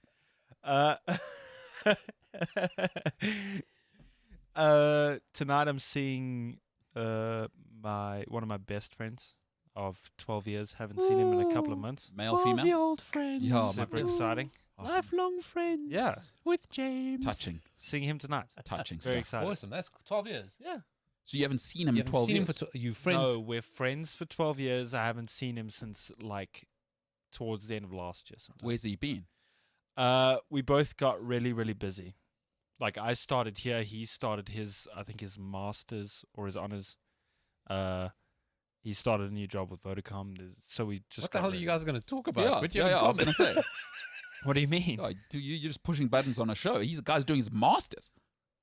Okay, I get it, guys. I didn't do my masters. Don't worry, What do James. you want from me? I studied copywriting. Don't worry about it. James, I'm preparing you for tonight. Once you get insecure there, now this is me making you feel small because naturally he's going to be talking about high-level stuff, and you'll be like, No. My best friend is a structured finance lawyer in Luxembourg, partner at his law firm, does big-ass deals, and we talk like idiots. So when it's your friend, it's your friend. It doesn't matter. Oh, which so divide. he'll turn it down for James. Yeah, Is what I you're mean, saying. no, I'm a piece of garbage compared to him. Yes. And so, I mean, so I relate to James. He's a fellow chappy rapping in the garbage bin of life. Have you guys ever thought it's actually a twisted exercise on their part? They really just like to see kind of prod, you guys like the Neanderthals, just to see how you live down there. I'm just saying. I'm not saying do that's. you think it's his outreach program and he logs That's the what I'm hours? saying. Yeah, that's what I'm saying. Like That's my friend, James, not yours. Yeah. Your friend might be a good person. And are you guys going for dinner like you went last week? Or are you guys going on the, Are you on the gonna lash? Yeah, on the lash with the lads. Come on, Lads are on the lash. come Oi, oi, oi. on my side. I think we're just gonna chill and like order Uber Eats and smoke a hub and Awesome, good friends. Yeah, it's good stuff. That's nice. That's good. That I'm is jealous nice. of you, James. That's awesome. I like that. James, tell you what, because you're gonna have a good day, let's get some social media in. okay. Give us some music and let's get into social media with James. James. You gotta partake in that social. No. That was great. That We was had give 3 the- voices with Patrick. It was incredible. Patrick is a different person. I know they're both Patrick and Paolo. It's very close for you, James. It sounds like because of the pa. You're in a Pam Panda situation. If you get that reference, shout out to you. Step bros Yeah. with the broadcasters. Pandemonium. You see, James, why I didn't want to do the echoes because I never want anyone to know what to expect from me. There we go. You never know. You said in the break, you never know where I'm going to come from. No, you don't. I'm like a word ninja.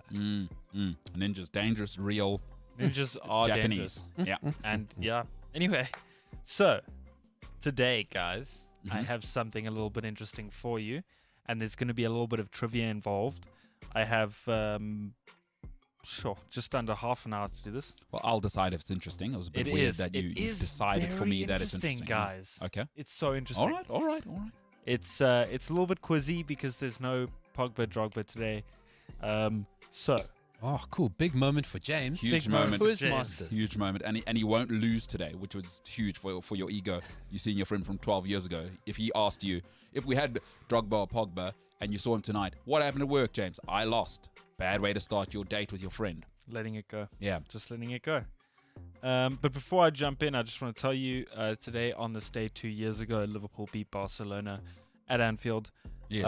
I've never heard a Liverpool supporter talk about that ever. yeah. But I mean, I'm quite sure it has cancelled Sergio Busquets' Twitter because his last tweet was #LFC Barca. We're ready. That was 2 years ago. on And this he day, hasn't tweeted since. What sad life do you have, though, to follow Sergio Busquets? Well, 298,000 people do. it's probably just the people in Catalonia. Probably. Yeah. Anyway, Great player though. 11 sports facts that will Ooh. amaze you. Oh. And I'm going to throw in a couple of... Listicle time with Yes. James. I'm going to throw in a couple of questions and see who gets some right answers. Okay. There's no scoring. You guys can score if you want. Do you want to be a competition? We're No? just doing it for the lads. We're Just doing for it the fun? lads. I Cool. don't want to trigger your win-loss thing that you've suffered 5 times in the last 7 weeks. Still letting it go. Still letting it go. Just saying. Okay, so the first sports fact Mhm. is that Michael Phelps has won more Olympic gold medals than 161 nations. Michael Phelps, human fish, by the way. You remember in the 90s, because we're old, James, you may not know these people. Torpedo, Ian Thorpe. I do know Ian Thorpe. All right. Well, the Torpedo was obviously dominant. They brought in a 17-year-old kid from America. He was in the relay team at first, and of course his specialty. And what takes him to the next level in the scene is that he is the 200 IM guy. And what is it, 17 golds? How many does he have? 23. 23 golds. All right, human fish from 17. I keep forgetting who the Dutch guy who was in the 90s was as well. It was the Torpedo and the Dutch guy. Oh, man, it's going to kill me. Peter van den Hoogenband. Sorry? Of course. Peter van den Hoogenband is the other guy. That's definitely a Dutch name. Bless you. Just Google it to make sure that I'm right. He was, the Peter flying, what? The flying Peter Dutch. Van den Hoogenband, I think was his name. So they were the two great ones, and then the 17-year-old came, and I think he won silver. Was it Atlanta? Could have been that's 96. Might have been too early for him. What was 2000? Australia, huh? Yeah, Sydney. Yeah. Sydney. Yeah. I think that's when he came in, and my God, 23 gold medals. Surprise, surprise, he was known as the Flying The Dutchman. Flying Dutchman, yes. Even though he swam. Well, he did feel like he was flying out the water. Out the water, He was unbelievable. 50, I think 50 sprints and 100 freestyle as well. That guy, Van Hugen, man. Oh, animal. Him and Torpedo dominated. Here comes a 17-year-old. I think it was Sydney where he changed the game. Incredible. I may have missed a second. The 17-year-old is Phelps, right? Phelps. Okay, all right. Yes. No. I didn't say his Blacked out name. for a second. I didn't say his name. Imagining my unborn headed children. And do you know what? I actually remember the great, it's not Bill Laurie, I forget who the great Australian swimming commentator is. It'll come to me now. When he was commentating the race, where I think Phelps got a silver to Torpedo, and they said, this is the next one. You know, because they were looking for somebody to kind of take over swimming. 23 gold medals. And that's not his only medals, by the way. That's the scary part. He's got a total of 28 just Olympic medals. 28 just Olympic that is so medals. ridiculous. What I find unsatisfactory about gold medals in the Olympics is that team sports it only counts as one. I see what you're saying.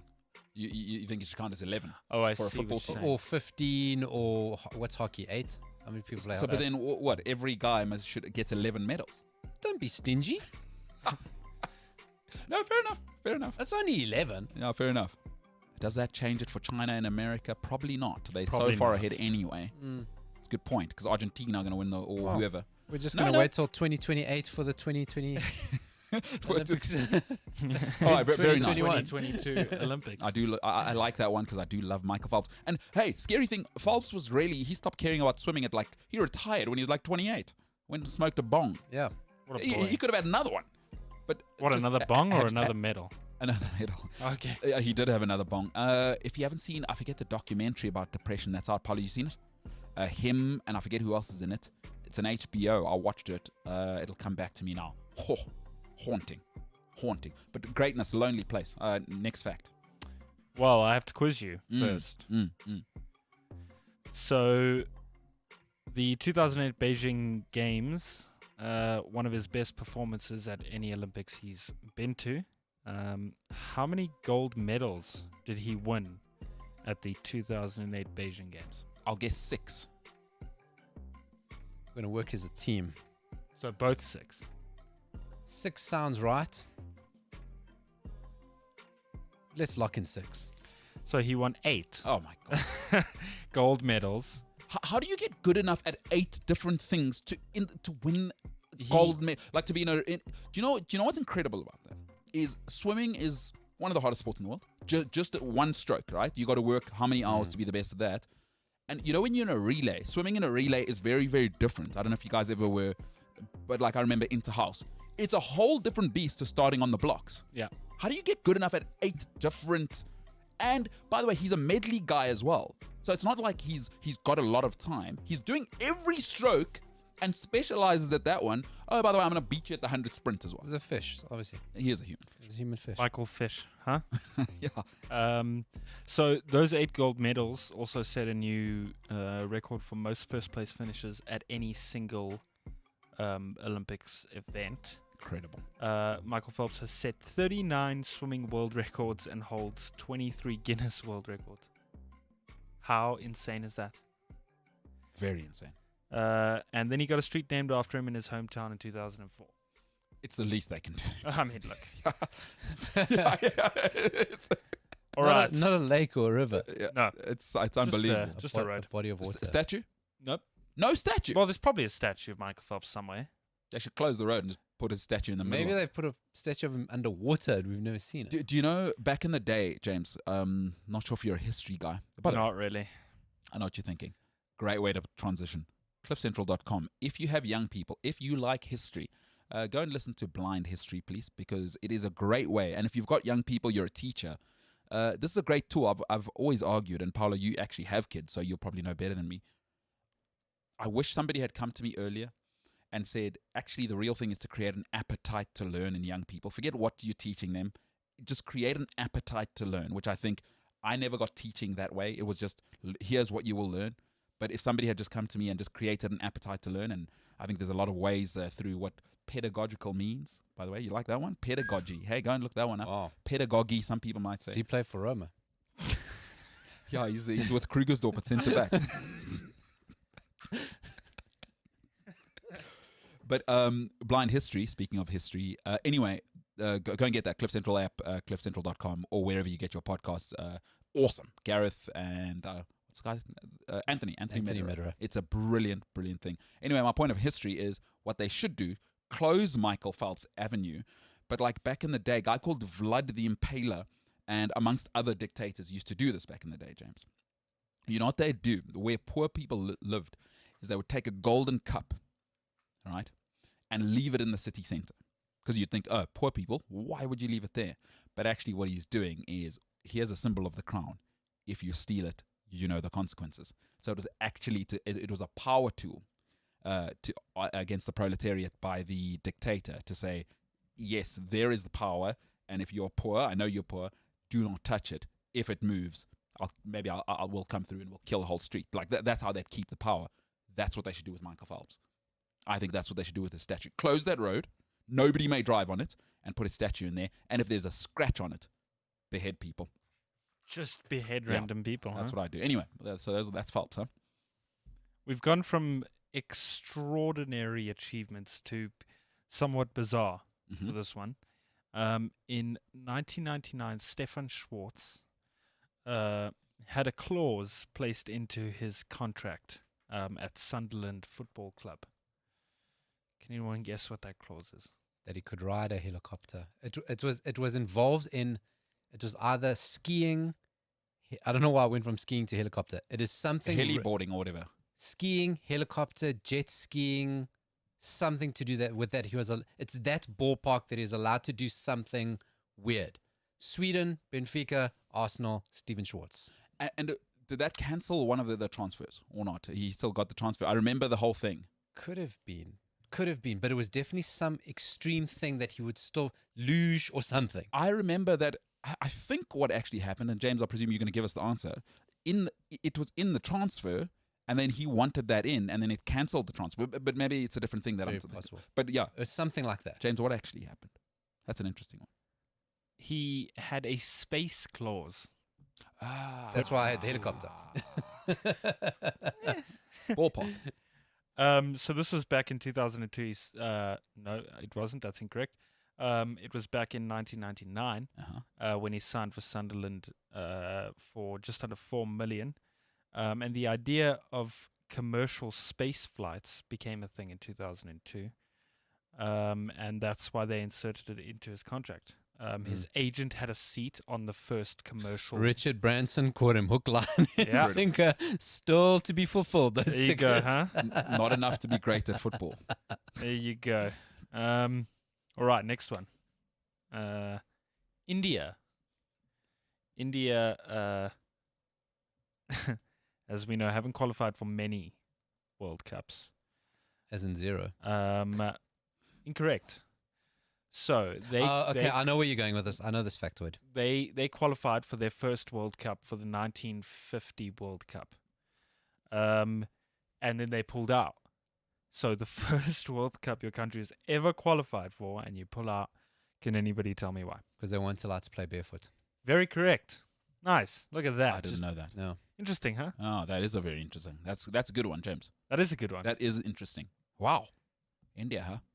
And they came out and they said the official reason for the withdrawal was due to disagreements over team selection and insufficient practice time. Fair enough. That was their excuse. Wow. Barefoot. Mm-hmm. Barefoot, huh? But they qualified. Listen, I can't imagine the qualification process. India would have been in a crazy group, but they qualified playing barefoot. Very good. 50s, not that long ago. They had shoes then. Yeah. Boots I've seen. Yeah. Oh, saw it. What was I've seen it. What was the first sport that was played on the moon? Golf. Has to be golf. Golf. Correct. So astronaut Alan Shepard took 3 swings of a golf ball on the moon back in 1971. One bad stroke for mankind. Didn't one of I think all 3, Neil Armstrong, Buzz Aldrin, the third guy passed away. Or was Buzz Aldrin still alive? Not sure. I have no idea. I think one of the original guys passed away recently. Shout out to those Aw. guys. Shame. Not good for your spine, by the way, going to space, but a whole different Oh, Jeez, I was just about to Steven Schwartz. Listen to that. Stay on earth. Yeah, Sunderland knew. Sunderland knew. Sell it back to Richard Branson. What's the next one, Jenny?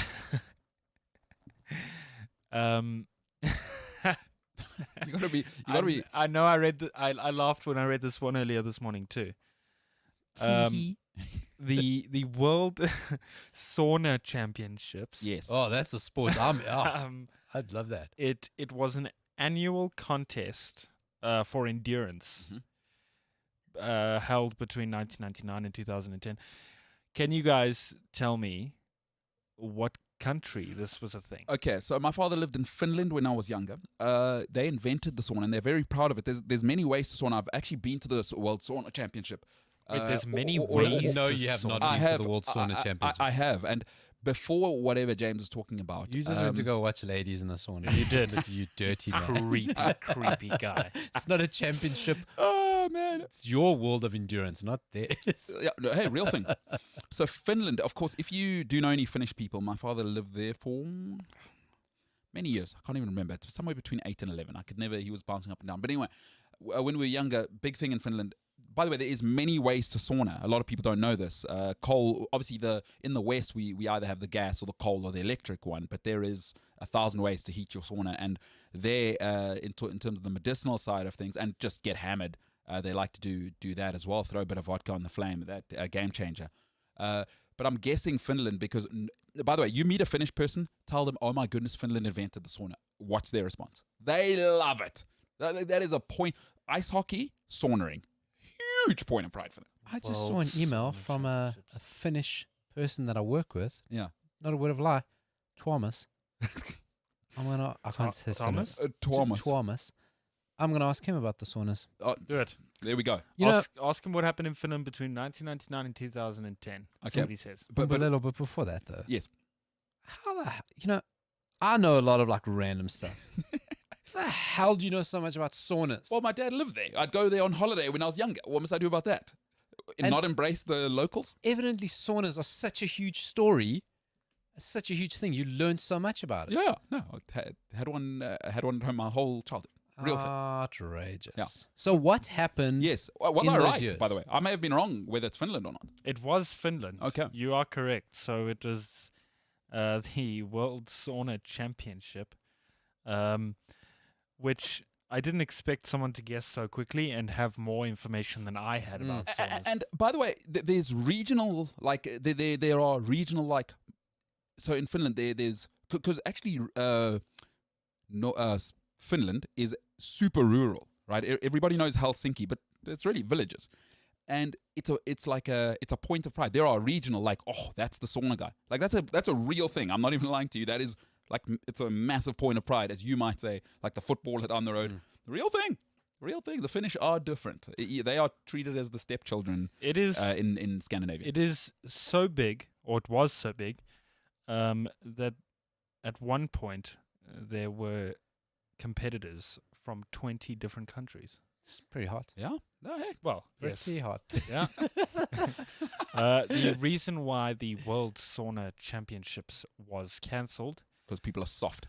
after the An old man walked in, like in every sauna in the world, and spread eagled Yeah. with nothing on underneath, and you looked I- right up. And little girls were screaming. Yes. Women and children were screaming in the streets. I Old- was just going to say that you said because people are soft. I doubt death is someone being soft. Nah. Oh, I mean, people die. How do you die in a sauna? Probably Exhaustion, dehydration. Okay. loneliness. Just another Tuesday night for me, really. People get lonely. Exhaustion and loneliness. It's been known. Loneliness has been known to kill people. So, okay, interesting. Because of death, huh? Death. Ah, Because of death. soft. One of the most bizarre. Can I just throw another fact in there? I've been to the Sure. ice, ice swimming world championships as well. Oh, real thing. Ice Also. swimming. Yeah. It's a whole thing. The Finnish have got a whole different thing going. Anyway, let's move on. There's a sport in Australia. It is classified as a sport in Australia. It is called sheep counting. It is an official sport in Australia. The objective is to count as many sheep as you can, and whoever makes the most accurate estimate is the winner. Do you guys want to have a guess? Who has counted the most sheep? What, the person's name or how many? How many? Sorry. Okay. So the guy that has counted the most is actually from Australia.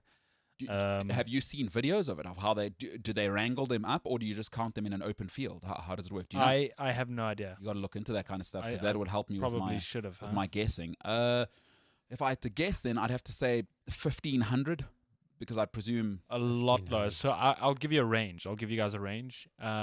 Let's say between 100 and 73. 500. No. 280. Very, very close. Yeah. What is it? 277. 270. Do people like literally fall asleep while they're counting it? That is incredible. Imagine. That's why Yeah, no, that's Hey? 'Cause counting sheep. I get to 70. That's why I said 73, because that's when I get off and I'm gone. So that's why I figured. Yeah, I got better things. Hey, you want to hear another interesting sheep fact? I used to snowboard with a guy who owns the farm where, if you don't know, we've got the greatest sheep shearers in the world. It's not really related, but also a sport, also a very odd thing. They all work on his farm. Interesting guy. Shout out Sean. Sean. Sean the shearer. Sean the skiing shearer. And he makes knives. And he makes like artisanal knives now. Lying. What is this, Sean the shearer? I am getting my on my God. phone. Sean the skiing Shear. shearer. Yeah. Sean Sean the the skiing sheep shearer. Sean shears sheep while he skis in Scandinavia. Having a schmuck and a pancake. What a silly day this is. Real What thing. a silly day. Real thing. Wow. Man, yeah. So anyway, sheep. I also know something about that. Sure. Yeah. Last one in 1970. El Salvador and Honduras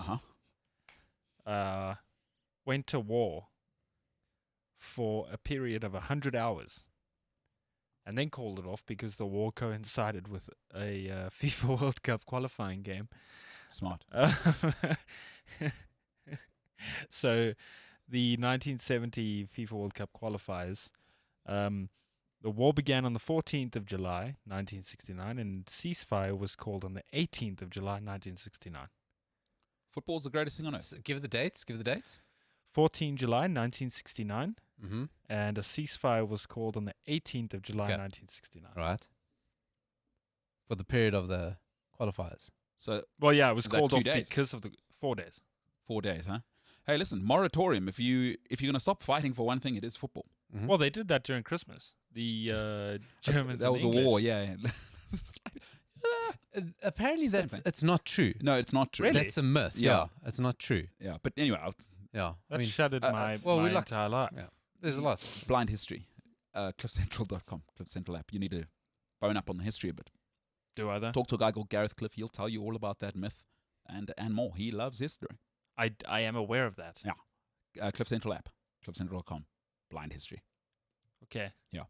Hey, that was interesting though, James. Was, huh? Yeah, no, that was some good stuff. Sheep counting, sauna world championships, You thought gold medalists, you, Olympics. You must never underestimate. You thought you were going to shock Paolo with the India thing. Between the two of us, you see how we knew stuff. We What knew I most love of is it. the variety of sports, because I mean I think we can get caught up in football majority, Yes. but sauna, Oh. sheep shearing, skiing, space travel, all the S sports. And I bet James Swimming. thought we wouldn't know about.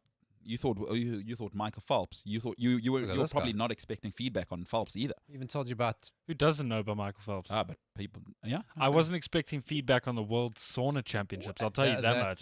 That caught me by surprise. And Van den Hoogen band. You didn't expect feedback there. You had no clue there. Bless you. Yeah. Yeah. No, you're right. you know, Van den Hoogen band. There's Bless you. my favorite. You know those FIFA World Cup videos? There's the one. I think it's probably the '74 World Cup with Total Orange, the Cruyff's Yeah. Holland team, and there's a passage of play, and the guy's busy naming. Oh, it skips on my mind now, but the ball's busy passing between all the Dutch players. This one, Yeah, this Van- one. yeah. Anyway, now Cruyff gets the ball. and Mrs. Van Hannigan cannot bear to watch.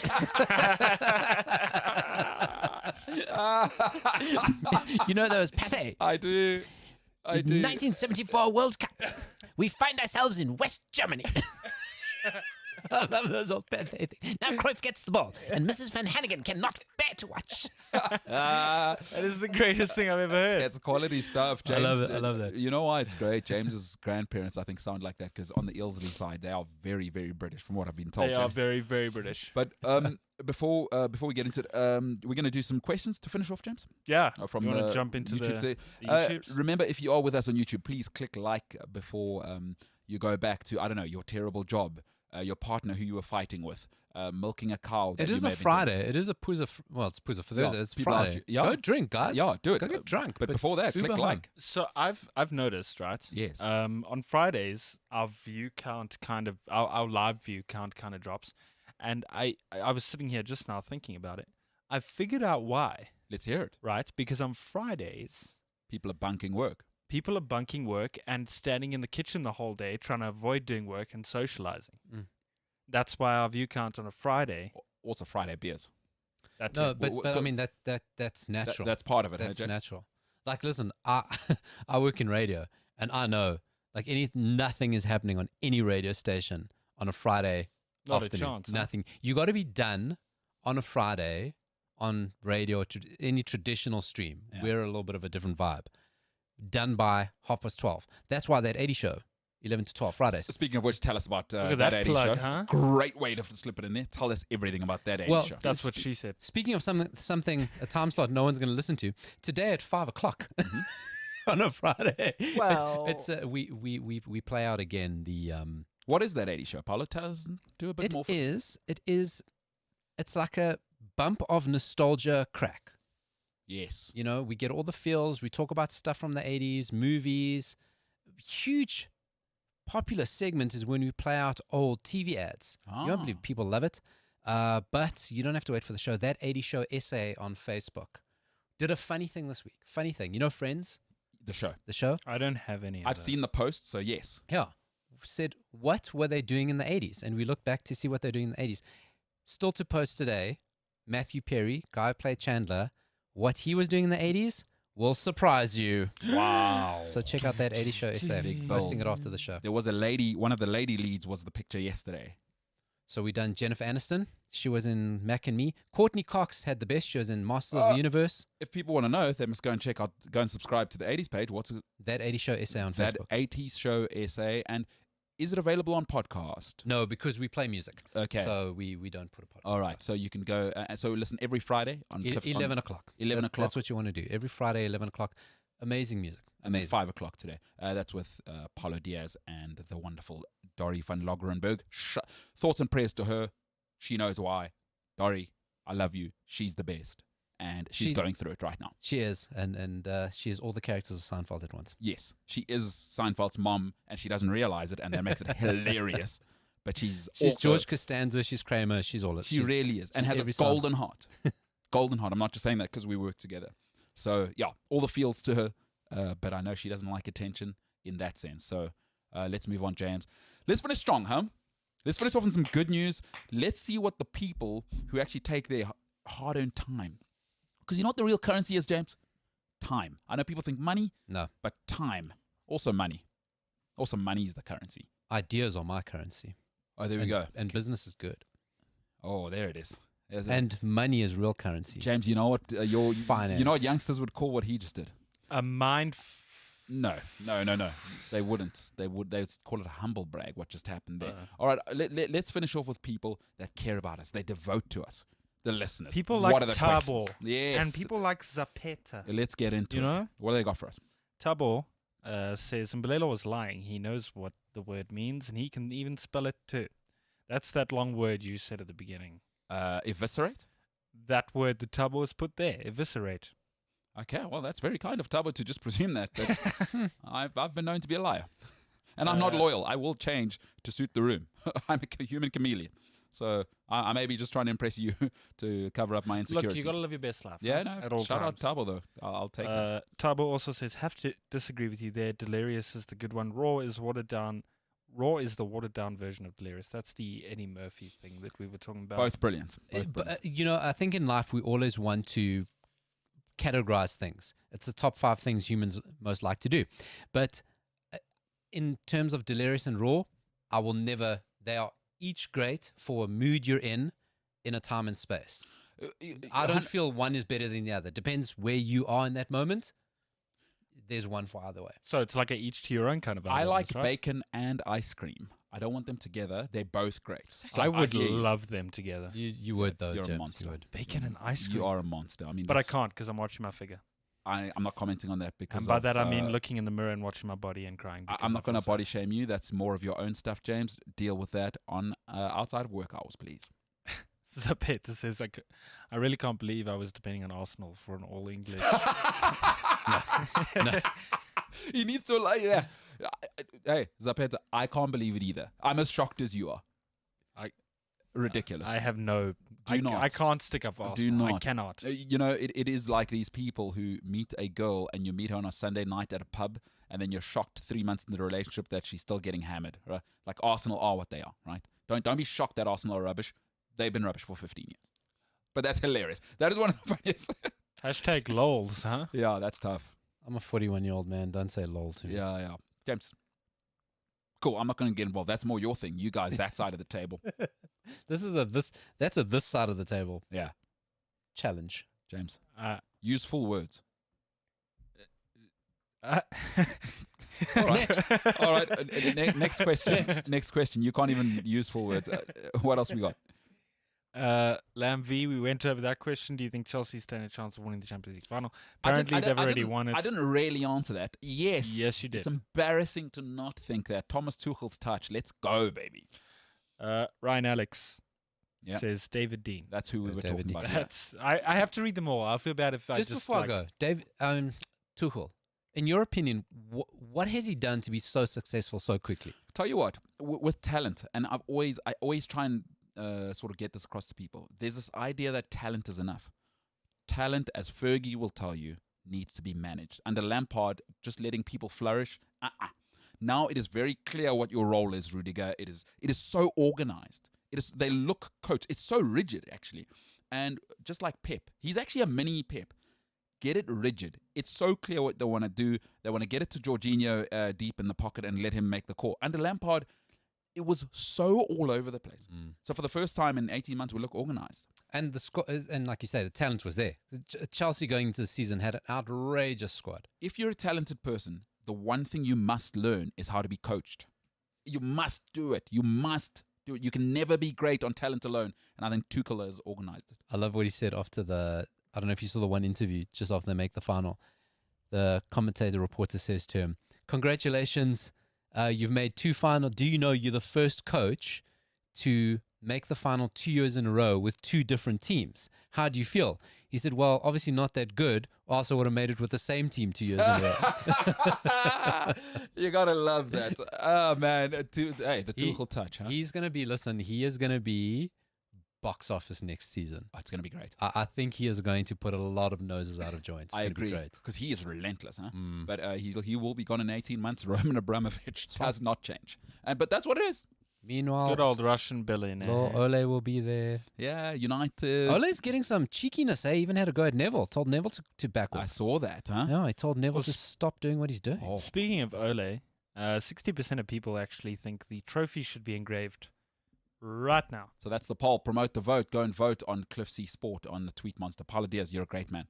Thank you for Paula, being here you today. are a great man. He is. Great. He genuinely is a great man. Great's an easy word to throw around. Yeah. Paula, you're I an mean, exceptional well, human being. Listen, okay, let me put it in 3 perspective. syllables. I mean, Relatively speaking, you're a great man. I think that's more honest feedback. in current company. yeah. Considering all you have to deal with and what you were presented with genetically, socially, Jeez, okay, thanks. you're a great man. Oh, Well, thanks. I'm Thanks for boiling that. it down. Thanks James, for that. you got to hit people with the truth, right? And the truth is going to sucker punch you in the mouth and then walk away, and you're going to do nothing about it because it's always the same story. James, you're a person too, James. You're a person What? too. Paula, Paolo's great. James is a person too. Gentlemen, you guys are awesome. right? Let's have some outro music, James. You know, I want to feel like people at home are having a good time. Guys, have a great weekend. James, you're seeing a loved one. Good for you. Paulo, Seeing the your, boy. Your daughter's a genius, by the way. Hello? Look after that. Keep encouraging Monetize her her. to do what Please. she's doing, dude. Hey, sign the rights now. I want them. Okay, or you can keep some of them. I don't mind. I'm not selfish. Give me 80% of your daughter's rights, and I'll Equity. walk. Also, I hope you know, and I hope your daughter knows, that we will be using #Broadcasters on our Twitter Oh. for the whole of next week. Hey, listen, the good ones create, the great ones steal. The great Pablo Picasso said that one. Ladies and gentlemen, my name is MKT. For now, it is the 7th of the 5th month of year 2 of COVID. Congratulations, you've survived it. Have the best weekend you've ever had on planet Earth. For now, though, the MKT show is the hell out of here.